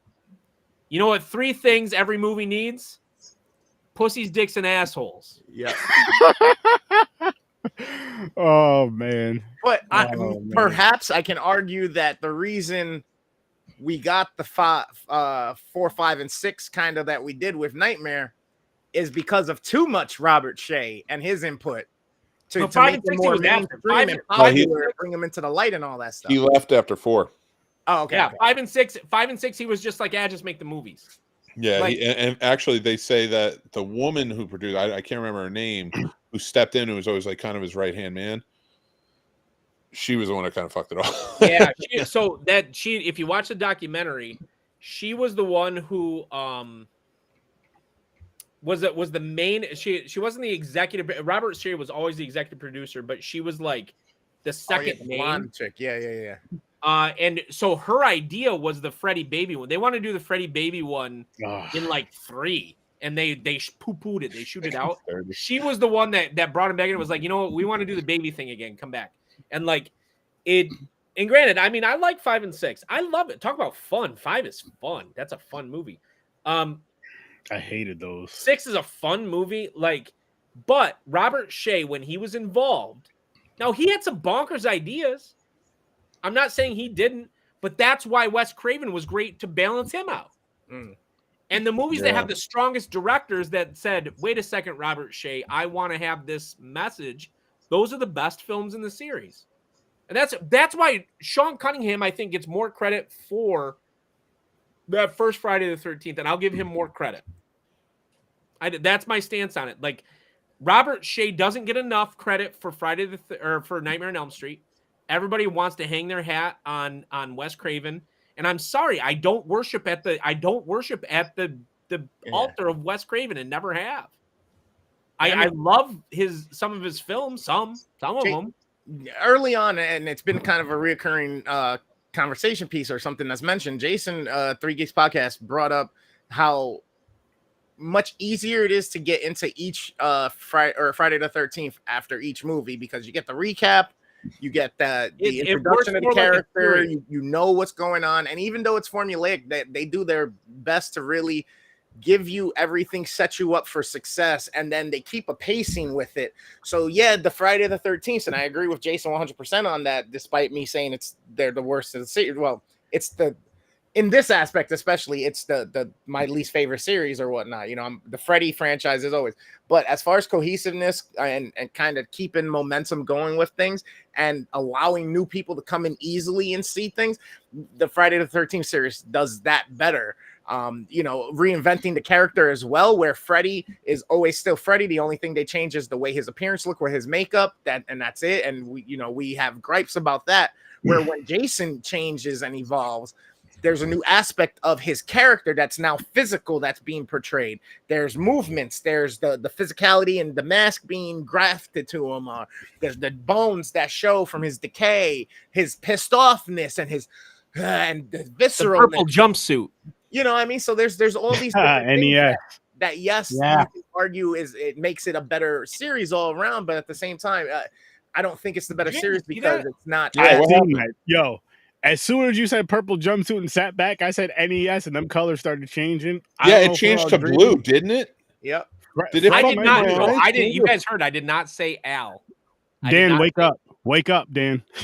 Somebody must have said something that sounded like Al, and he said the. Alexa, all lights to red.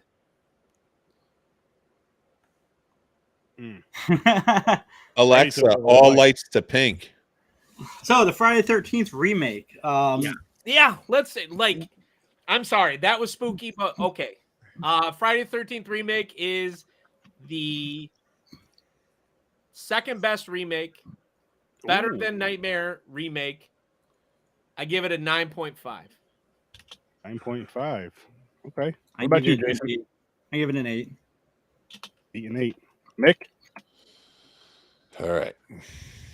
When I was coming into this morning, Uh-oh. it was probably a 9. Okay. But I now think that the Nightmare on Elm Street remake is better than the Friday the 13th remake. I concur. I agree. And I'm giving the Friday the 13th remake an 8. I'm not even gonna. I won't. I'm right there with Mick. I was torn between a 7.5 and 8. I'm gonna land on an 8 with it for me. It's killing, dude. It's killing me that like Dan. They're not far. They're you've also been- not far from each other though. But he's And for not- me, Dan, I'm so sorry. So sorry for all the jabs and the No, jokes. it's great, man. I love that you guys are coming around to it. for me, I'm giving it a 9. I agree with Dan. It is better. It is better overall, and I agree with what you were saying earlier about the movie, Mick. The side characters of Jason Mhm. sucked for the most part compared to the OG ones. They just didn't. That was my issue with this movie. I'm gonna tell you another one. Yeah. I wish it was set in the 80s. I wish it was set in the 80s. And a big I understand their cell phones didn't work when they got to the camp. That was my big fight with the Halloween remake. I don't like that these were all set in present day. I agree with you. I'm sorry, but this too, especially, you're right. I think Is that why the Rob Zombie Halloween remake is better than the new remake? it is better than the new remake, but it's still not like you still have Oh that. no! You still have that dog shit second one, and I swear to No, God, Dan. you know I love that movie, Mick. That's a great metaphor. Oh, man, is that a great metaphor? Listen, guys. We're gonna get to that. I promise. We're gonna get to. I actually have a great idea for Halloween. I have a great idea for Halloween. Do not worry, guys. Do not worry. Dan, I'm gonna fight you on this one, man. Like, come on. Both Rob Zombie. Everybody watch that first one. Ooh, it's too mean. It's too meh. And then he's like, okay, fine. You want some highbrow horror? And he took the second one highbrow, and everybody's like, we don't like this either. And he's like, oh, No, the first one I loved. But Like we'll them get both. to it, guys. We'll get to it. I promise. I already have something in mind for Halloween. You know, it's fascinating because you just said that you liked the Friday the 13th better than Nightmare on Elm Street, but then you said all the side characters weren't as good. And Nightmare on Elm Street, they're all super strong, as well as Freddy being strong. So you've got all these elements playing. So what is it about the Friday franchise that makes it better than Nightmare on Elm Street? Because everything you just said to me sounds like it should be lower.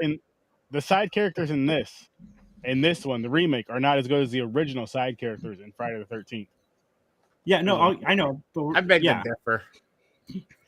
They're not- I like that it was more modern. I think a lot of people in this day and age that we're going to watch HD's becoming more prevalent as far as the imagery goes and the delivery. So I feel like giving it a new, fresh look with fresher faces that are kind of up and coming, kind of what plays into this one being solid. Honestly, it's not just the fact that it's Jason, he's visceral, and we get all the little bits and pieces from all of the Friday series with the Sack Boy, his running, the way he kills people with certain items. I think it's more of a they did what they set out to do, which was bring him back into relevance for a new audience, and then give them characters and people that they recognize their faces to from somewhere, whether they were big or not after this, which I think after this it really started to move a lot of people's careers, especially the dude from Supernatural, the chick who ended up in The Flash. There's a couple people here. And then I don't know if anybody realized this, the Asian dude, the stoner, is actually the Asian dude that died in the remake of Friday that we watched the video of on the internet. So not only do we have joined cast mixed matching in certain aspects of it, and the whole development of CW character or actors and actresses who came to fame after the fact, so this kind of helped them segue. But we also have a development team and production team that both made both movies. So for them to be on that caliber for both entities, to me, is fucking, they're rock stars. That's fucking awesome. That's what my question is. For Dan and Sturdy, what makes this better in your eyes than Nightmare on Elm Street? Because like I said, you just said that the side characters weren't that good, so I want to know what is it that elevates this movie above that. Jason's Jason's like, no, we're going this way.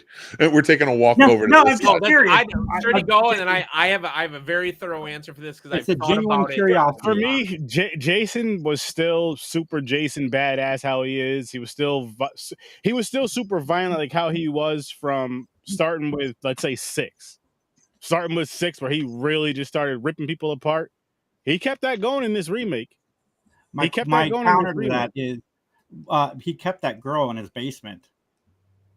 That kind of goes against that, you know. Jason wants to get some, and he's a piece of shit. So, well, with that, Jason's not the brightest. He still has the mind of a child, and he's seen she was wearing his mother's locket, and he seen that she kind of, because remember how her boyfriend said, you know, you kind of look like her, you should keep it. Like her, cool. And that may have saved their life. I mean, it very well did. It's look at that. I don't like how they immediately killed her. Look at that as the sweater. Look at that as the sweater. Look at the locket as the sweater, and then you have her kind of favoring his mother, which makes more sense than the sweater. Even though I'm not going to argue the sweater because I still love that. Yeah. But that's kind of what they did with that, because you notice how no one put a sweater on for this, so it's kind of, you know. Yeah. Another cool thing about this movie and the throwbacks is that, like, I attribute this to Marvel, because I don't think without Marvel doing all of the things in the background and all these little Easter eggs and stuff, like, we don't pay attention as much on stuff. Like, now watching this, even though this came out before, Iron Man had first came out, but we weren't looking for all that many Easter eggs at this point in 2010. But if now you go and you look and you watch these movies, those corridors underground and everything, look at all the shit that's in there and everything. Yeah. You got the wheelchair, you got the fucking spikes, you got the fucking axes, you got certain everything that they can think of, whistles, all kinds of shit. And they threw it all in there to throw homage and give the call back to the nostalgia. I will say one thing I definitely dig about Friday the 13th is that Nana Visitor played the mother in it, and I love Nana Visitor. Okay. Major Cure Nerys. I thought that was a great opening for this movie. No, and that's the other thing. This movie having what, a fucking 12-13 minute opening? And it didn't dawn on anybody in the theater either. Even when I was watching it the other night, I was blown away because I'm like, oh shit, and then all of a sudden the title comes up. I was like, yo, we didn't even start the movie yet. We didn't even start the fucking movie yet. I seen this in theaters. All right, so I'm just gonna tell the whole story, right? Do it, Sturdy. Do it up. So I seen this in theaters on Valentine's Day. I remember it was about Yes, and long story short, that intro, and then it says Friday the 13th. I swear to you, the whole theater just. Oh yeah, that was fucking awesome. I was like, that's how you grab somebody's attention and be like, oh shit. Like you thought the opening with the mother was the thing, and then yes. So my take, Jason, and even though I'm such a Freddy geek, the reason why this is like superior to the film, twofold. One, what Chris just said. It's laden with these, like, I love a movie that knows what it is, and there is so much fan service in this movie. Thank you to whoever, I don't know who, Mick, you know who directed it? I have no fucking clue. You know this. I thought it was Sean This Cunningham. one was Mark Nispel or something. I think it was. So kudos to him. It's laden with all like I don't know if you guys feel this about the Freddy one. I loved how new it was. Marcus Nispel. So with the Freddy, there was enough that was like, now they did some fan service, but there was enough that was new and fresh that I was like, man, thank you for giving me something that's new. But Friday the 13th is superior because it gave us something new. It gave us a Jason, and it's kind of a return to Sackhead, like I talked about earlier. They gave us a Jason. There's a reason why he is skilled as he is. And I love that. He just relives all of these, like, you know. And so they have all this nostalgia. But the other part is, like, it is a better made film. It's a more complete film. And that's it. Like, if you compare them head to head. Now, don't get me wrong. Right now, we're splitting hairs because, like, both films I truly enjoyed seeing. I remember walking out of the theater, not getting why people didn't like it, yada, yada, yada. I think that Nightmare was a great film, but Friday was a complete film. Yeah. There are a couple parts of Nightmare that when I watch it, I'm like, okay, what was... So somebody already mentioned this. I actually don't like the diner scene. I don't like the diner scene. I don't like leading in with the diner scene at all. I would have much preferred a more of a nod to the originals for the opening, personally.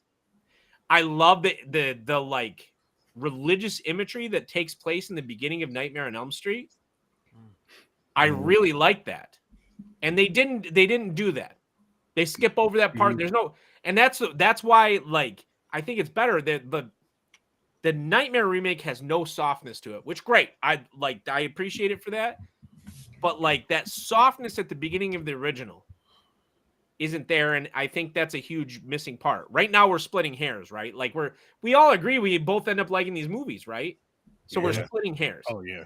With Friday the 13th, the sequence that opens that film is brilliant. And it sucked you in a meta way. And Mick knows I don't love meta stuff. But, like, it sucks you in a meta way that, including me, like, I was the guy who ruined The Sixth Sense for everybody 15 minutes in the film. They were having dinner. Like, Bruce Willis is having dinner, and I couldn't shut my damn mouth. And I was like, oh, he's dead. He wouldn't look at the waiter. And I couldn't shut my damn mouth. Like, I was shocked at Friday the 13th. Kudos to him for the opening of that film and rolling that title. Rolling that damn title when he did. Because it was great. Yeah, I agree. Actually, it's funny. And to Chris's point, there are two horror movies that I remember vividly being in the theater for. And there was applause. Because nobody really applauds horror movies. Nope. It was this. Yes. It was this Friday the 13th after. Yeah, you're absolutely right. I remember when everybody just started clapping right after it started. And the other one was Freddy versus Jason. Oh, yeah. Freddy versus Jason. Everybody clapped. Yeah. That's a testament to these two characters and their iconic. That's fucking huge. That's fucking huge. And I love it, going back to what I was saying with this, people clapping and all that shit. It was one of those moments that just felt so cool. It felt like a movie moment, like when people laugh or clap or cheer. It was a drive-in moment. It starts and stops at the right fucking time. It was the first time you landed safely after 9/11. That's that clap. That's that. Thank you. One of the things I like about the remake of Friday the 13th is the underground tunnels, and the fact that Jason has certain things booby trapped so the sounds go off underground. Oh, the bells. Yeah. Yeah, they don't kind make of answers the don't question make of they don't make him. Yeah, how does he know? No things in place to show intellect and show strategy and he's more of a hunter in this too. Yeah, he's much more of a hunter. Which is what I liked about it. I wish they had played that up in the original parts 2, 3, and 4, right, where he let up to die, and then he's just a vicious killing machine because he's Frankenstein at that point. I love that element. Who did? Sackhead did. Sackhead what? Sackhead played up to a certain extent. True. Yeah. To an extent. I think this Jason in this remake the closest to part 2, in my opinion. Yeah, and the closest to a quote unquote how realistic Jason would be as a kid who grew up in the woods. But you know, I objectively I don't know that I can fairly compare these two movies because watching the remake of Nightmare on Elm Street just completely shocked me because I did a complete 180 on my feeling for it. So, like in a month or two, maybe if I revisit the two, you know, my opinions might slightly change. But you know, the overwhelming shock of how I feel about Nightmare on Elm Street could be the reason I like that movie more than this. Because going into today, I thought Friday the 13th remake was fantastic. Yeah, and, I still do. I still back that. That was such a great movie.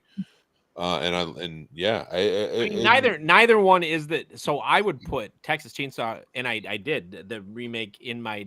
I'd put it top 50. Oh, you'd put this in your top 50? No, Texas Chainsaw. TCM remake. Yeah, I could see these two movies. I don't. These two movies I don't. I put them there. You know, if I'm gonna put it, it's like tiers, right? Texas Chainsaw is like an S tier movie, while this is like both of these are like an A minus, and like yeah, well, we gave it a 9, right? Like, Yeah. The biggest problem that I had, I went into all three of these movies being who I am, and I'm kind of like ashamed because FYI, talk about pissing people off. I think 1974 Texas Chainsaw Massacre is a fucking terrible movie. Tim and I both do. Mick has heard us say that. Everybody, Mick, do you remember it was like 2019 or 2020? We had to watch that movie like 9 times. Yeah. And Tim and I were like, every time we watch that movie, we have a fucking headache.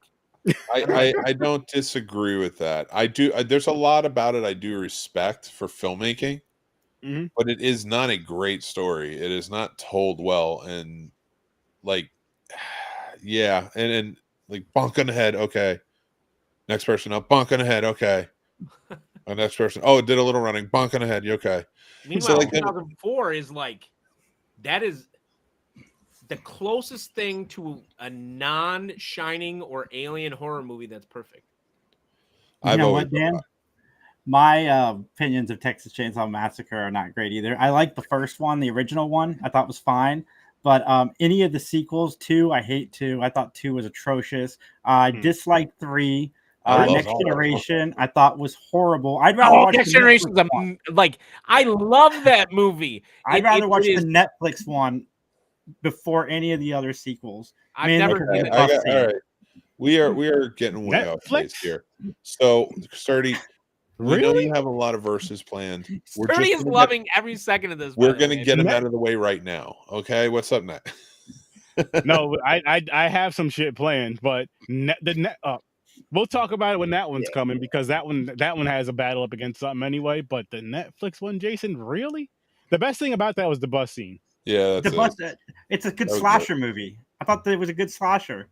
Oh, Texas 2 is rough, man. I know I'm in the minority. I'm like Dan when it comes to Texas 2. Dude, I die on the hill, Jason. Don't let anybody take you off your hill ever. I didn't get it. You never know. In 10 years, we'll be old as balls, and everybody will be like, "Oh man, we really like that Netflix Texas Chainsaw Massacre." FYI, I was so ready for the 4 of you to come at me. I told you this morning. We were ready to come at you, Dan. I've been defending both of these films since they came out to anybody that and I don't get it. Like I said earlier, I don't understand what people want out of film anymore. I really don't. Especially one of the movies that officially convinced me where I'm just like, okay, I'm completely out of touch with what other people enjoy was Thor: Love and Thunder. My wife and I watched that movie and had a blast. We laughed our ass off at the what are they, cows? I can't remember. We laughed our asses off at the cows. We loved Christian Bale so much. I was like, he was embodying everything I've ever felt about religion, by the way. Like, he was embodying everything I always felt about religion. I loved the whole scene with the Greek gods. And I laughed. We laughed. We got sad with the kids. After watching that, holding off watching it because everybody hated it, and then watching it, I was like, officially, I am so detached that I am done giving a fuck what mainstream people think about any film. Yeah. You know what's funny, Dan, is that society isn't ready for Taika Waititi to be full Taika Waititi, and in that movie, he got to be full Taika Waititi. They just gave him the like, reins, and he was like, okay. All right, but yeah, my in biggest Ragnarok, you could tell Feige's kind of holding him back a little bit, but not in Love and Thunder, man. That's Taika Waititi. I feel so bad for you, sorry, but here you go. My biggest take on it is I really did like Thor: Love and Thunder too, but everybody's bitching and moaning about a lot of things. I like them because they're fun. Like I liked Quantumania because it was fun. I like, for the same people are so tied into it's gotta have this, that, and the other thing to be connected throughout everything. And I'm like, I'm kind of glad they didn't, because it is kind of connected, but I'm having fun. And this is fun. And I don't understand why everybody hates it. Why can't we have fun? Like, we're not having a good storyline, so let's have fun. To be fair, it's not just like the nerd fanboy fucking keyboard warriors out there that have the time to fucking say something about this shit, really. Yeah, that's fair. To be fair, it's not like Nightmare Remake is fun. No. Friday the 13th remake is fun. That's it. I mean, that's it, right? That's a fun movie. There's a lot. I would argue that Texas Chainsaw Massacre remake is not. That's not a fun movie. No. Especially remember the nails. Mm-hmm. Yeah. So it's not like Nightmare is a fun movie. So like it's kind of not the same. But like I remember being so disappointed in my friends after watching these two films, and they were like, "How dare you guys can fill in the blank because you guys know all the people just like this. How dare they?" And I was like, I was like, first of all, I'm the reason any of you ever watched Evil Dead. I'm the reason any of you watch The People Under the Stairs. I'm the reason that any of you know Two Girls, One Cup. I get it, man. I'm Black Chris. I'm the reason why you guys know that stuff. I'm telling you, these movies are worthy. And they're like, you don't know what you're talking about. I was like, fuck you. Like, I dragged all of you to the drive-in. I dragged all of you when Child's Play 3 came out, and I wanted to go see it for my birthday. I was the one that begged their parents to let my parents take them. I was the one that dragged them to all of this stuff. Shit. They stayed up till midnight to watch the midnight showings on Joe Bob with me. Like, I was the one that did all that. And then they all were like, no, you're wrong. And I was like, okay, I clearly cannot talk to you guys about these movies then, because now apparently you have superseded anything that I have lended to your movie repertoire. Created monsters. I don't get it. I don't get it. I don't get why people watch these two films and say they don't like them. I mean, I can give you my honest reason for Nightmare on Elm Street. From what I remember watching it back in the day, was just the look of Freddy really took me out of it. And just I was like, fuck it. Because it wasn't. No, I really think it's because people couldn't root for Freddy in that movie. No, it wasn't. For me, it wasn't that. I don't care about that. Just not practical. But going back and watching it today, I'm like, this is a good movie. The story's good. It does give you a real reason to hate Freddy.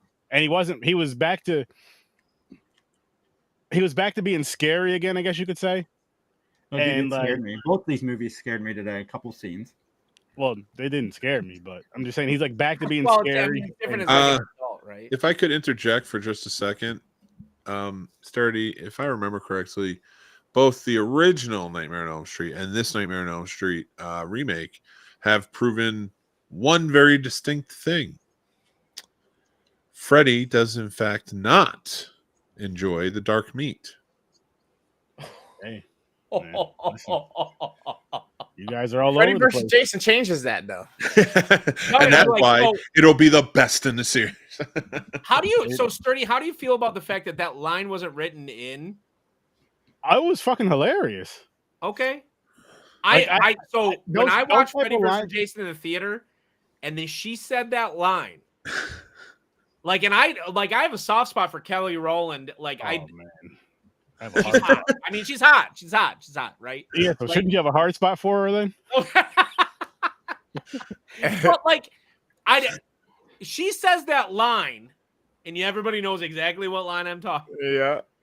I don't know, man. When I was watching the theater, I was like, Jason, he's got.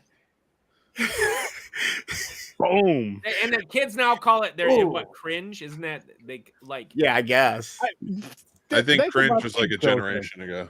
then. They can watch. Is They it? can watch. They can watch kid shows then. Fuck them kids, man. I'm sick of their Bro, shit and they're crying and I overall. thought it was hilarious. I thought it was great. I thought it was perfect because, Yeah. like Mick said, in none of the Friday or Nightmare on Elm Streets until we get to fucking the third one with the Warriors, do we get anybody of color? And Kincaid's in 2 of them. Kincaid's the man, by the Right. way. And then I the will next one, storm Yeah, I like upstairs Kincaid. randomly. then and they I'll be throw like, into one token "Hey, yo, again, and the Kura!" next 2, just to make sure they're trying to be inclusive as we're changing times here in the 90s, coming to the 90s, right? And then after that, we get the remake. We got nothing. Again, like there's not a single color person in this remake. Am I like? I'm pretty sure I was like, when you said the suburbia thing earlier, I was like, But Friday the oh 13th. shit.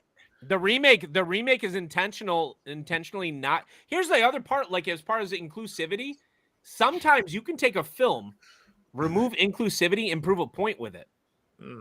Yeah. Like these kids Yep.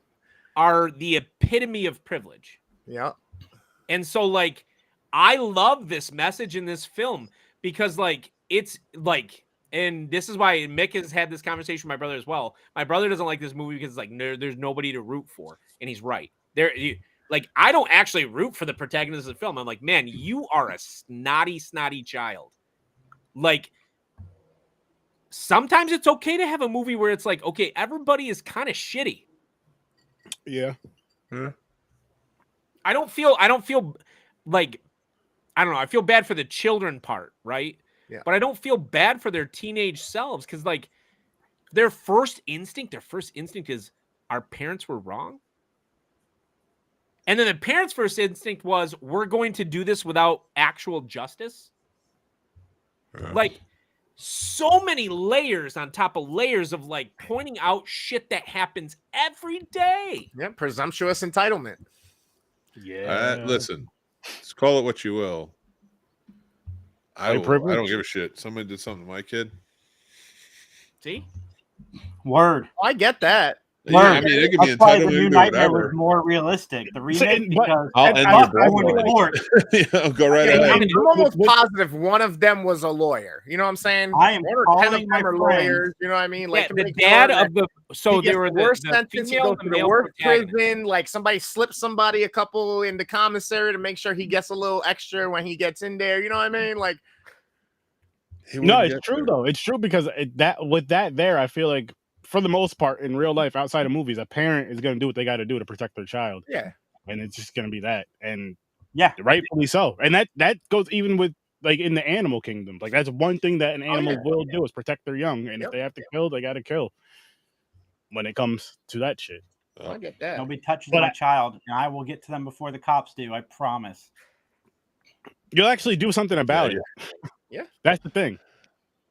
Like, just don't, unless you want Yeah. maniacal to come out. I get it. Believe me, I get it. Maniacal. It's real easy from the Maniacal. outside to say that, and we're talking about a movie situation. But if it was a real situation, Yeah, and on top of that, I'd be riding out with you, homie. on top of that, when it goes with that, I feel like for anybody, if you see a child getting harmed, it shouldn't even have to be your child to go and protect that child. Nope. No, you're absolutely right, and I definitely agree. Shouldn't even have- My point here is though, but if somebody, but what I'm willing to do if somebody harms or kills my child, Right. isn't something that I'm willing to do for just anybody. Right. Protection Understandable. is a big thing. What if What I'm willing to do is a big difference. Now, my point with Freddy though, so if Freddy had been the killer, then I'd be very fucking happy when I heard he came back in the dreams because I'd be going right to fucking sleep. what if I get chance number 2. in this remake, instead of Jackie or Earl Haley, they had made Freddy a person of color? R. Kelly. That's too real. I'm not like so. He's hidden in the closet. Leave him alone. So think about this for a second, right? Mm-hmm.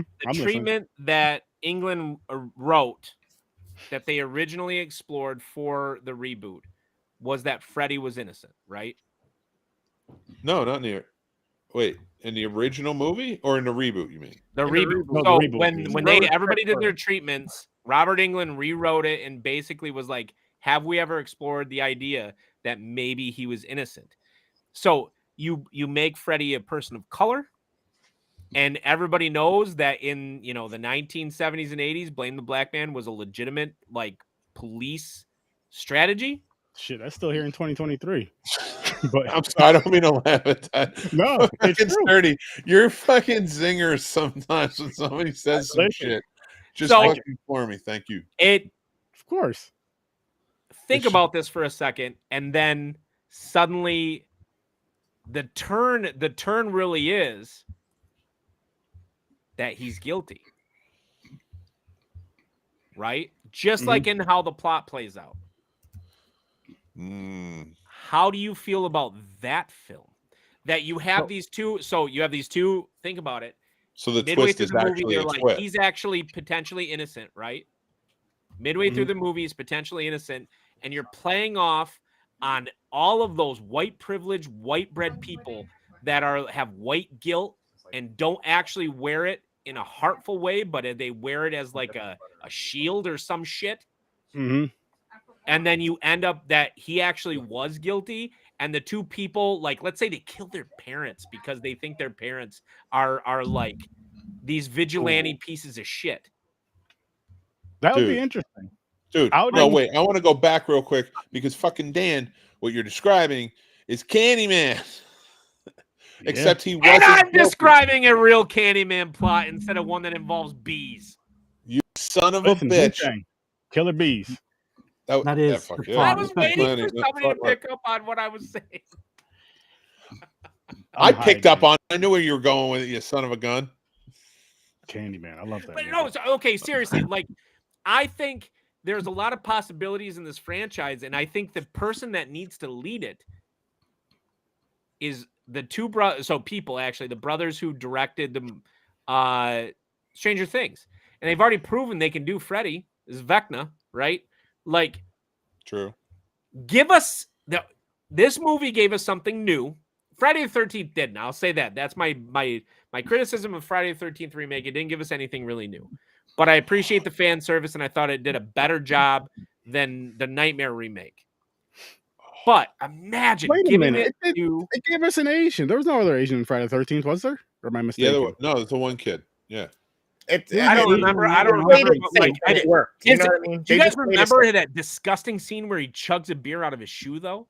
Yeah. Like, he's like, to all the felt, and I'm like, dude, can we not have this speech? This is disgusting. Anyway, Yeah, it was That, pretty rough. see, they listen now. Not all Australians, but they do that in Australia. They call it a shoey. I see UFC fighters. I they're drank beer out of a UFC. boot. Was it a used boot? Yep. Who's I boot? lost. So I lost a game of foosball when I was in the army, and I had to drink a beer out of a boot. Hmm. But Then how I- are you even criticizing that? You did the same It's thing. disgusting. I don't want to see it. It's the same. I don't want. Like, I'm sorry, guys. Like, there are specific things that I just don't like seeing it. Like, I don't like seeing animals die in films. I don't think it has any place in film. I I'm don't with like. you I on just that. don't. It's like low hanging fruit, right? I don't. Well, That- okay, I'll disagree, and but only to the point of like, I don't mind if animals die in films, like if it's being really portrayed as funny, like in the sense of like Anchorman, you know, when he kicks the dog over the thing. I'm talking horror film specific. But, okay, no, but I'm going back to horror films. I promise. But like the Michael Myers when he kills the dog, that's my extent of if you're gonna kill an animal, like that, it should make sense. Okay, horror I'll movie. give you that one. Like, That fair. actually, Cutting up the dog. especially, That's fair. Uh-oh. Oh no, Dan, you're muted. Everyone. Oh You're no. muted. I can't hear you. Oh no! I'll tell you exactly what he was going to say. Dan was going to say that Jaws is one of the pinnacle movies of all time to ever be made. And the Especially greatest the mayor. I was not gonna say that. He loves the mayor. You son of a bitches. Holy he loves the shit, mayor. that was funny. He loves the mayor in his little anchor suit. He probably Because thinks Jaws 4 is so the greatest even though cinema. I have a decent setup, my microphone is fine. The cord for my microphone is finally starting to go, and I got to get a new microphone, guys. I might have one. Let me see if I can find No, it. I'm gonna get. I have a specific one I want to get. The Shure. Are you sure? Yeah, If you I'm buy- sure, Mick. You can't buy a piece of equipment like that and not come on the show more. I'm just gonna. That's true. This show too. I'm gonna say. He has the point. He has the point. Dan's like, I'm not like, buying it. if you guys knew, so when I did my show, when I did Master Shake, the embarrassing amount of money I sunk in to like just getting started, just because like my brother was the one that convinced me to do it, because I was like, who the fuck wants to watch some 37-year-old washed up has-been? Like listen, I loved your show. You know that. I had 100 people. Mick, you saw 100 people at the height. Like, yeah. I don't get it. I don't get it today. I don't get it when I'm a people huge watch me. Dan So fan. I had people watch me play Magic the Gathering, and I would have like a whiskey. Like, You're an interesting guy. You Yeah, are. I'm a no, big I fan. like. You're the type of person I feel like can sell fucking anything to anybody. Damn near. Except Jaws is a bad movie that you can't sell me on that shit. I've Besides convinced that. people though, Mick. I've convinced people that it's overrated. I have. You've convinced, yeah, and you know what? All of those people would have joined a cult at some point in their life. That's true. Hold on one second, guys. We have the writer of that's Jaws, making Carl dangerous. Gottlieb, on the line. Oh no, I need to get out of here. That's what makes him dangerous. Is he could be a cult leader, and he's white, and that's usually a cult leader. No. That's it. See, the beautiful part Too much is sugar in the that cooler. I come with absolutely no ego. And so when people disagree, I don't take Bullshit. offense at any of it. Bullshit. You come with no ego on every fucking thing we talk about, and I agree with that. But when you talk about Michigan versus everyone else, Okay. it's the biggest I goddamn do. ego I'm a I've ever bias. seen. I am biased towards Michigan. I'm not going to lie about that. I love my state. FYI, I mean, Sam Raimi and Bruce Campbell both came from my state, so suck on that. Like, just saying. Like, we do have the most Uncle fresh Train water has in the left world. building. Suck Oh. on that is what he says. Also, Evil Dead. Evil Dead technically is set here, even though they shot it in Tennessee. Like, Hey, listen. my favorite is in the new TV show, the Evil Dead TV show. They constantly cite Michigan, and I love every second. And S-Mart is supposed to be Kmart, and I love that. Like Kmart, Michigan brand, love it. This guy. Hey, give me all the Michigan all day. Okay, Mick, you got me on that one. I am You're pro 100% Michigan. ego. all the way, and I that is one thing that I am. I respect it. I'm respect it. immovable God. about when it comes to Michigan. I'm immovable. I've been a whole lot of places in the world. I love my state. Tons of the best music. If you guys ever listen, so this is a band from Michigan that people I know this is Best getting way fucking into the music. weeds. The I'm so best sorry, music. Sturdy. So there is a Michigan band from the 70s Rock. that is far better than the Rolling Stones with a Oh. similar sound. Oh, who And are nobody knows them. Nobody they? knows them. Exactly. They're called the MC5, and it stands for Motor City 5, and they are great. If you ever get a chance to listen to the MC5, also Iggy Pop and the Stooges from Michigan, great band, phenomenal band. Like Michigan has the best music, the best food, the best water, Come the best on. nature. Dan, Like, Dan, you Flint, said the best Michigan, and water. Kid Rock. Defend those. So the two things that there are three things that I cannot defend. I cannot defend Kid Rock because he is not a Michigander anymore. I don't know if you know this or not, but now he lives in Tennessee. He came from Michigan. He did, but unlike what he claims, he was not. That dude was like super privileged. I can't defend the Flint situation. I will say this: it's more complicated than people outside of Michigan know. And you keep stealing pieces from Ohio. Man, fuck Ohio. I love Ohio. You guys do have my favorite rapper there, so I can't hate Michigan. That's Eminem, man. And Not he just gets back to self-appointed. Detroit. So Yeah, he is widely considered, although I disagree, the greatest rapper of all time. Michigan is Michigan for a reason, guys. there's a Everybody conversation. should though. move here. Listen, There's a Dan, conversation. did you know this on the about fifth Michigan? grade. Did you know 2 girls, 1 cup was shot in Michigan? guy, Which is I'm something out. else to be I bragging. did.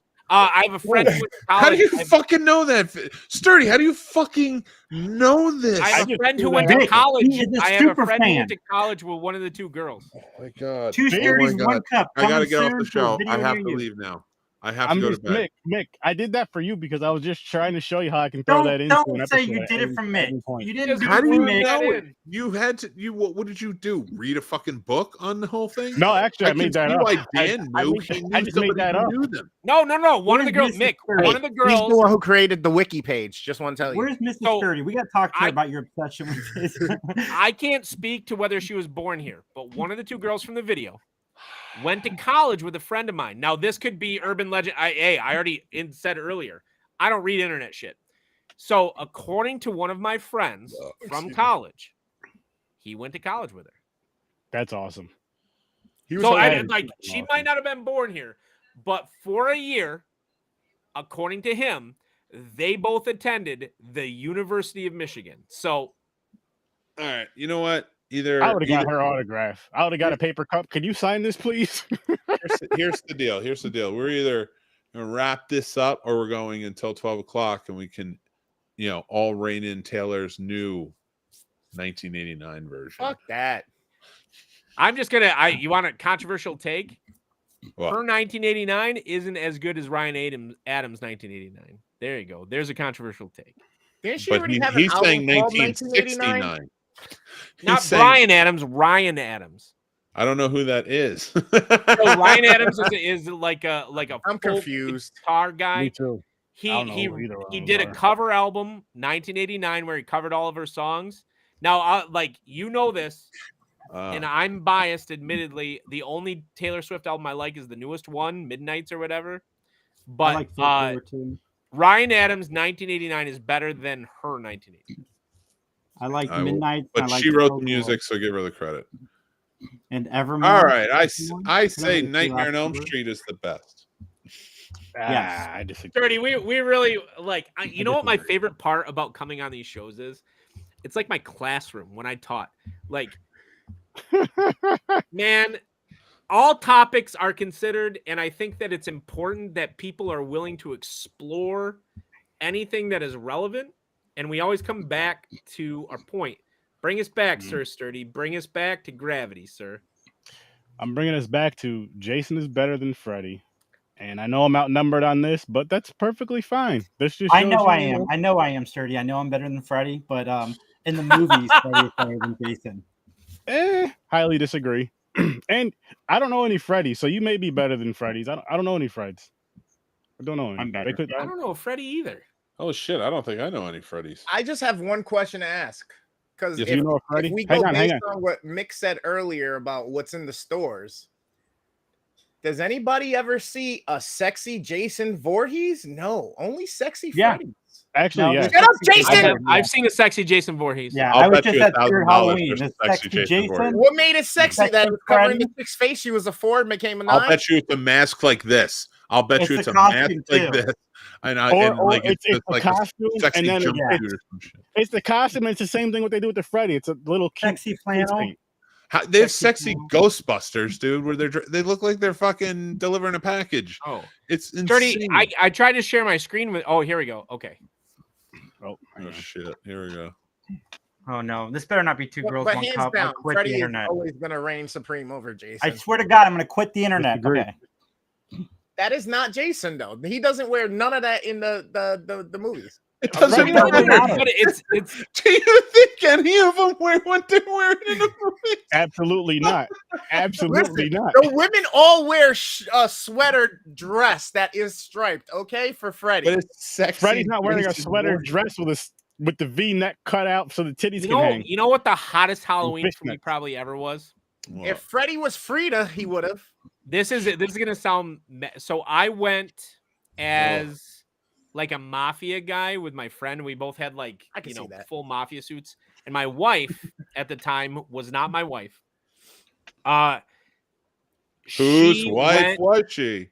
Nobody's wife. Like, we weren't even dating yet, but I was really into her. She dressed up like Iron Man, but not sexy Iron Man. And this is one of the big reasons I knew I love her.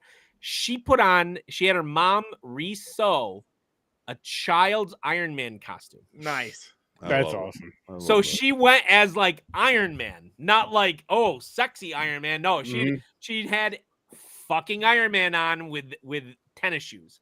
Nice. And I fucking loved it. Like, I respect that. It was amazing. I loved every second of it. And then the very next Halloween, we went as Doc and Marty McFly. Nice. I fucking love that. And it, like, that's like, I hate, man, when they do the sexy whatever, like, fill in the blank afterwards. I'm just like, come on, man. Like, I just thought about something. Your wife is a brunette, right? My wife is super black, Chris. Is what? Super black. I was like, wasn't she on the casters for a cost with us? Yeah. Okay. So my wife to be Nancy. You need to be Hold Freddy on, this year. Freddy, you got to show a picture of my wife's dad.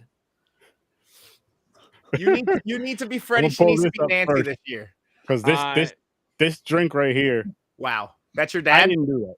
No, that's called the Freddy's Revenge. It's a cocktail that I came up with. It's a Midori martini, and you can see the striation between the Midori, which is green, and the grenadine, which I sunk into the bottom. And you sink the grenadine by pouring it from the edge of the martini glass, and it drips down into the bottom, and you actually form the two lines of the sweater. Nice. Super cool drink, very delicious, dangerously alcoholic. Because it's basically all alcohol. Dangerously alcoholic. Right? And for part 8, of Jason, there's the Mick Manhattan, and that is a Manhattan with a chicken nugget. Oh my god, a Manhattan with a chicken nugget in it. You did that, don't even? I did it for you. I made it for you. You did. He made me that drink. That's awesome. That's hilarious. All right. All right. So we're in all agreements, right? Freddy for the win, even though we still got to do Freddy versus Jason on Halloween. No. That's what I heard. That's what I heard. Yeah, that's exactly what I heard. Only won 3 movies. Oh no, I meant in this one. Is that a sexy basketball player? That's my wife's dad. Oh wow, that's a sexy basketball player. Wait, your wife's dad was on the Harlem Globetrotters? Dude, yeah, Miranda. So Miranda's dad was Frank Stevens. He played. Oh my god! Both the Globe. He was on an episode of Scooby Doo. Can we interview him? Can I have his autograph? I'm gonna let her tell that. That's her journey to tell. Oh, am I not allowed to have an autograph? Oh, you can ask. She'll give you the whole lowdown. But okay. that's her journey. I'm not gonna make her journey for her. I love the Harlem Globetrotters growing up. Yes. She used to bring him. I will tell this story. She used to bring him to show and tell when she was out every year in show and tell. And one time a kid asked him, Mr. Stevens, what was your nickname in the Harlem Globetrotters? Because you got like curly, all that, like, right? And I shit you not, this dude looked at the entire crowd and he said, Frank. Frank. He said my name because that's his name. He didn't have a nickname. He didn't like what's funny is that he would have killed it in the NBA today. Apparently, according to his card, he was a stretch 4 who could shoot from beyond the arc and rebound. The dude would kill it in today's NBA. No doubt. No doubts whatsoever. Harlem Globetrotters were fucking phenomenal, man. You gotta ask it next time, Mick. She's on a show. You gotta ask it because, like, dude, I'm gonna have so many questions. Like you triggered it. Okay, so when I was a kid, I gotta tell a story. Sorry, fuck it. So my uncle was a basketball player. He was a college basketball player, like really well. He did really well, and but he quit and he came back to move back home. So years later, he's working home. They used to do charity events, and he was somewhat of a bit of a local celebrity. So he would play in them, and they would go up against like the New York Giants, and sometimes the Harlem Globetrotters would come in and they play just for the charity side of it. I shit you not, man. Every time I saw the Harlem Globetrotters on something I wanted to watch, I love the Harlem Globetrotters, and I can't believe I've known you for what 3, 4, almost 4 years now. And I don't know this, and I want to cry. You know what's funny, Mick? So my wife. So my wife was a great softball and a great volleyball player. Okay, I'm not downplaying my wife's athletic ability. She'd get so mad at me if I did. She constantly says she could beat me in a race, but there was a point in time where I could run the 40 and 4.55. I don't think that would ever happen. I could never do that, so it's okay. So my wife Of course. I ran with a 40 in my hand for about 5 minutes. My wife I didn't run anywhere for 5 minutes. was gonna play basketball, of course, because Frank's her dad, and he's like, "I'll teach you how to play basketball." And I kid you not, like this is, I can't make this shit up. She goes to shoot her first shot, and that motherfucker just blocks her shot. Like, and she just quit. She never went back to play basketball. I mean, my wife's 5'9". She's almost as tall as I am, and she never went back to play basketball. That's awesome. Like, You got Matumbo. No, Nadia. She tells the story so much better. I let her sometime tell the story. I mean, these are almost as good. Like, we have so much shit like this. Like, dude, don't even get me started. My wife has been bugging me to he's like, start a group chat so I can talk to her. I'm like, Jesus Christ, leave me alone. I'm kidding. I said I would have. Like, everybody, FYI, like anytime. So my whole friend group, right? They hated before her. I mean, ancient ago now, but like at this point, over 14 years ago, hated the one before her. Oh, so there was one before her, huh? Oh, so before her was an Italian opera singer. And what are you, Robert De Niro over here? Well, like she was legit Italian, like Chris got it. Italian as hell. Let's put it that way. And you can call me sturdy. My whole life, it's like, oh, Dan doesn't date white girls, and I don't date white girls. It's fine, hey. But my wife came along, and suddenly all of my best friends became her. Like, and I was like, I'm right here, and they're like, yeah. Anyway, this girl, and I was like, what? And so most of the time when all my friends are around, it's like I'm a bit player. I'm like the edge of the circle. I was like, wait a second, these are my friends. These are my friends. You saw her on the stream. You guys all saw her on the stream. She was like, no, let's roll the thing more. And what did we all do? We listened to her. Like She's demanding in a good way. Love her. They on top of that, so we did it for your safety. I'm a married man. I know how that goes. You're gonna hear it later. So I'm like, you know what? I gotta bail my man out. Let me spin this wheel again because his lady asked. It's we gotta cover each other. Spin that fucking wheel, Sturdy. Always spin that wheel. Somebody said spin the wheel, you spin the wheel. Christmas is gonna be wild. Dude, I can't wait to play Uncle Eddie if I actually get to. All right. Guys, I want to go watch Smallville with my wife. I have to be up at 5 a.m. So to be continued. Oh yeah, we got Nick at Night. You let me know. Possibly. See you. And bring the wife because I have a million questions. Yeah, me too. I have so many questions. Why don't you? So ask. She's FYI. She loves Jaws and she loves Jurassic. She thinks Jurassic Park is a perfect film. So yeah, I agree with her. You can tell how that conversation goes around this house. Like, but I can't wait. I want you guys to pick her brain about some films because my wife, if you think I have some interesting takes, I would love to see your response to her takes for some movies. I've told her for years. I was like, I think it would be great if we did a podcast where you just react to films and then I tell you what the general opinion of that film is. I just told you. Earlier I said what she said about Candyman. She got to the end and she's like, "This is terrible. This is a bad film." I was like, "Dude, the Browns are making a push in the playoffs for the Super Bowl, so I gotta go." Good luck. Good night, buddy. Good luck. I picked up on it.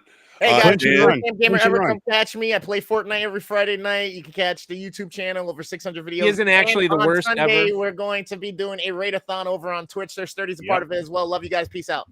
I'll be there too. He's going to doo-doo. Take a Puerto Rican doo-doo. God damn it. I've said it so. He said it so. Yeah, he said it so classy.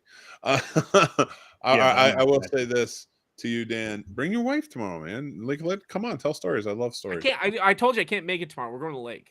Oh, that's right. You're going to the lake. That's right. We got our annual. So there's this like little inn. It's a bar, but I mean they call themselves a Swiss Inn up north by our cottage, and they do costume competition every year. This year I'm going as Ghost Rider, and I built a leather jacket, and I haven't sent too many pictures yet, but I built a leather jacket with red LEDs and a portable smoke machine that pours smoke out of the top of the head. So that way, and I have a skull that I'm going to spirit gum to my face, the leather jacket. I put my own spikes on the shoulders. I got the leather pants, and I have the world's heaviest chain. Oh my God. It's like probably 15, 20 pounds worth of chain going over my shoulder. I'm like, why did I do that? Dude, I fucking love that. I hope I win. But that's why. So we'll go up tomorrow, and I might try to tune in. If we're not watching other horror movies, I'll try to tune in, but I can't do Mick at night just because my in-laws will be in the living room with us. Wait. No. Yes, you can. You absolutely can. Good. You absolutely can watch with them because I'm just going to be there asking questions, and then you can type them the answers in the comments. We know you can't be there, but can your wife be there? See, I told you. Basically, like, no, let's leave Master. So when I was doing my show, Mick can vouch for this. Anytime she came on the show, oh man, people were like, "You need to keep Miranda on the show." And I'm like, she doesn't know how to do any of the stuff that I know how to do. Nope. We need. I got the show for you guys. You should take our old show. Mary and I had a show called Married Movie Challenge. Oh, right? If you guys want to do it, please feel free. Take it. What we would do is we would each have our names in a or no, we did a wheel where whoever picks, like a coin flip. So if Mary picked, she would pick a terrible movie, right? For us, so she picked From Justin to Kelly on one episode, and we watched it, and we had to review it. She picked The Room. I picked Jaws 4. Like, we went like kind of all over with it. But yeah, it's a lot of fun to get the perspectives of each. But I don't know. Sometime when Tim's on the show again, he has to tell the story about going to see the Britney Spears movie. Fuck yes. I'm in. Yes. All right. I'm going to hug my wife and watch TV with her. I got to go. But I will. Thanks for having me on the show. Of course. Yes, we're going to wrap this one up. I'm going to climb a ladder and look through Mick's window while he's hugging his wife. You guys have a great night. I'll see you in nightmares. Peace.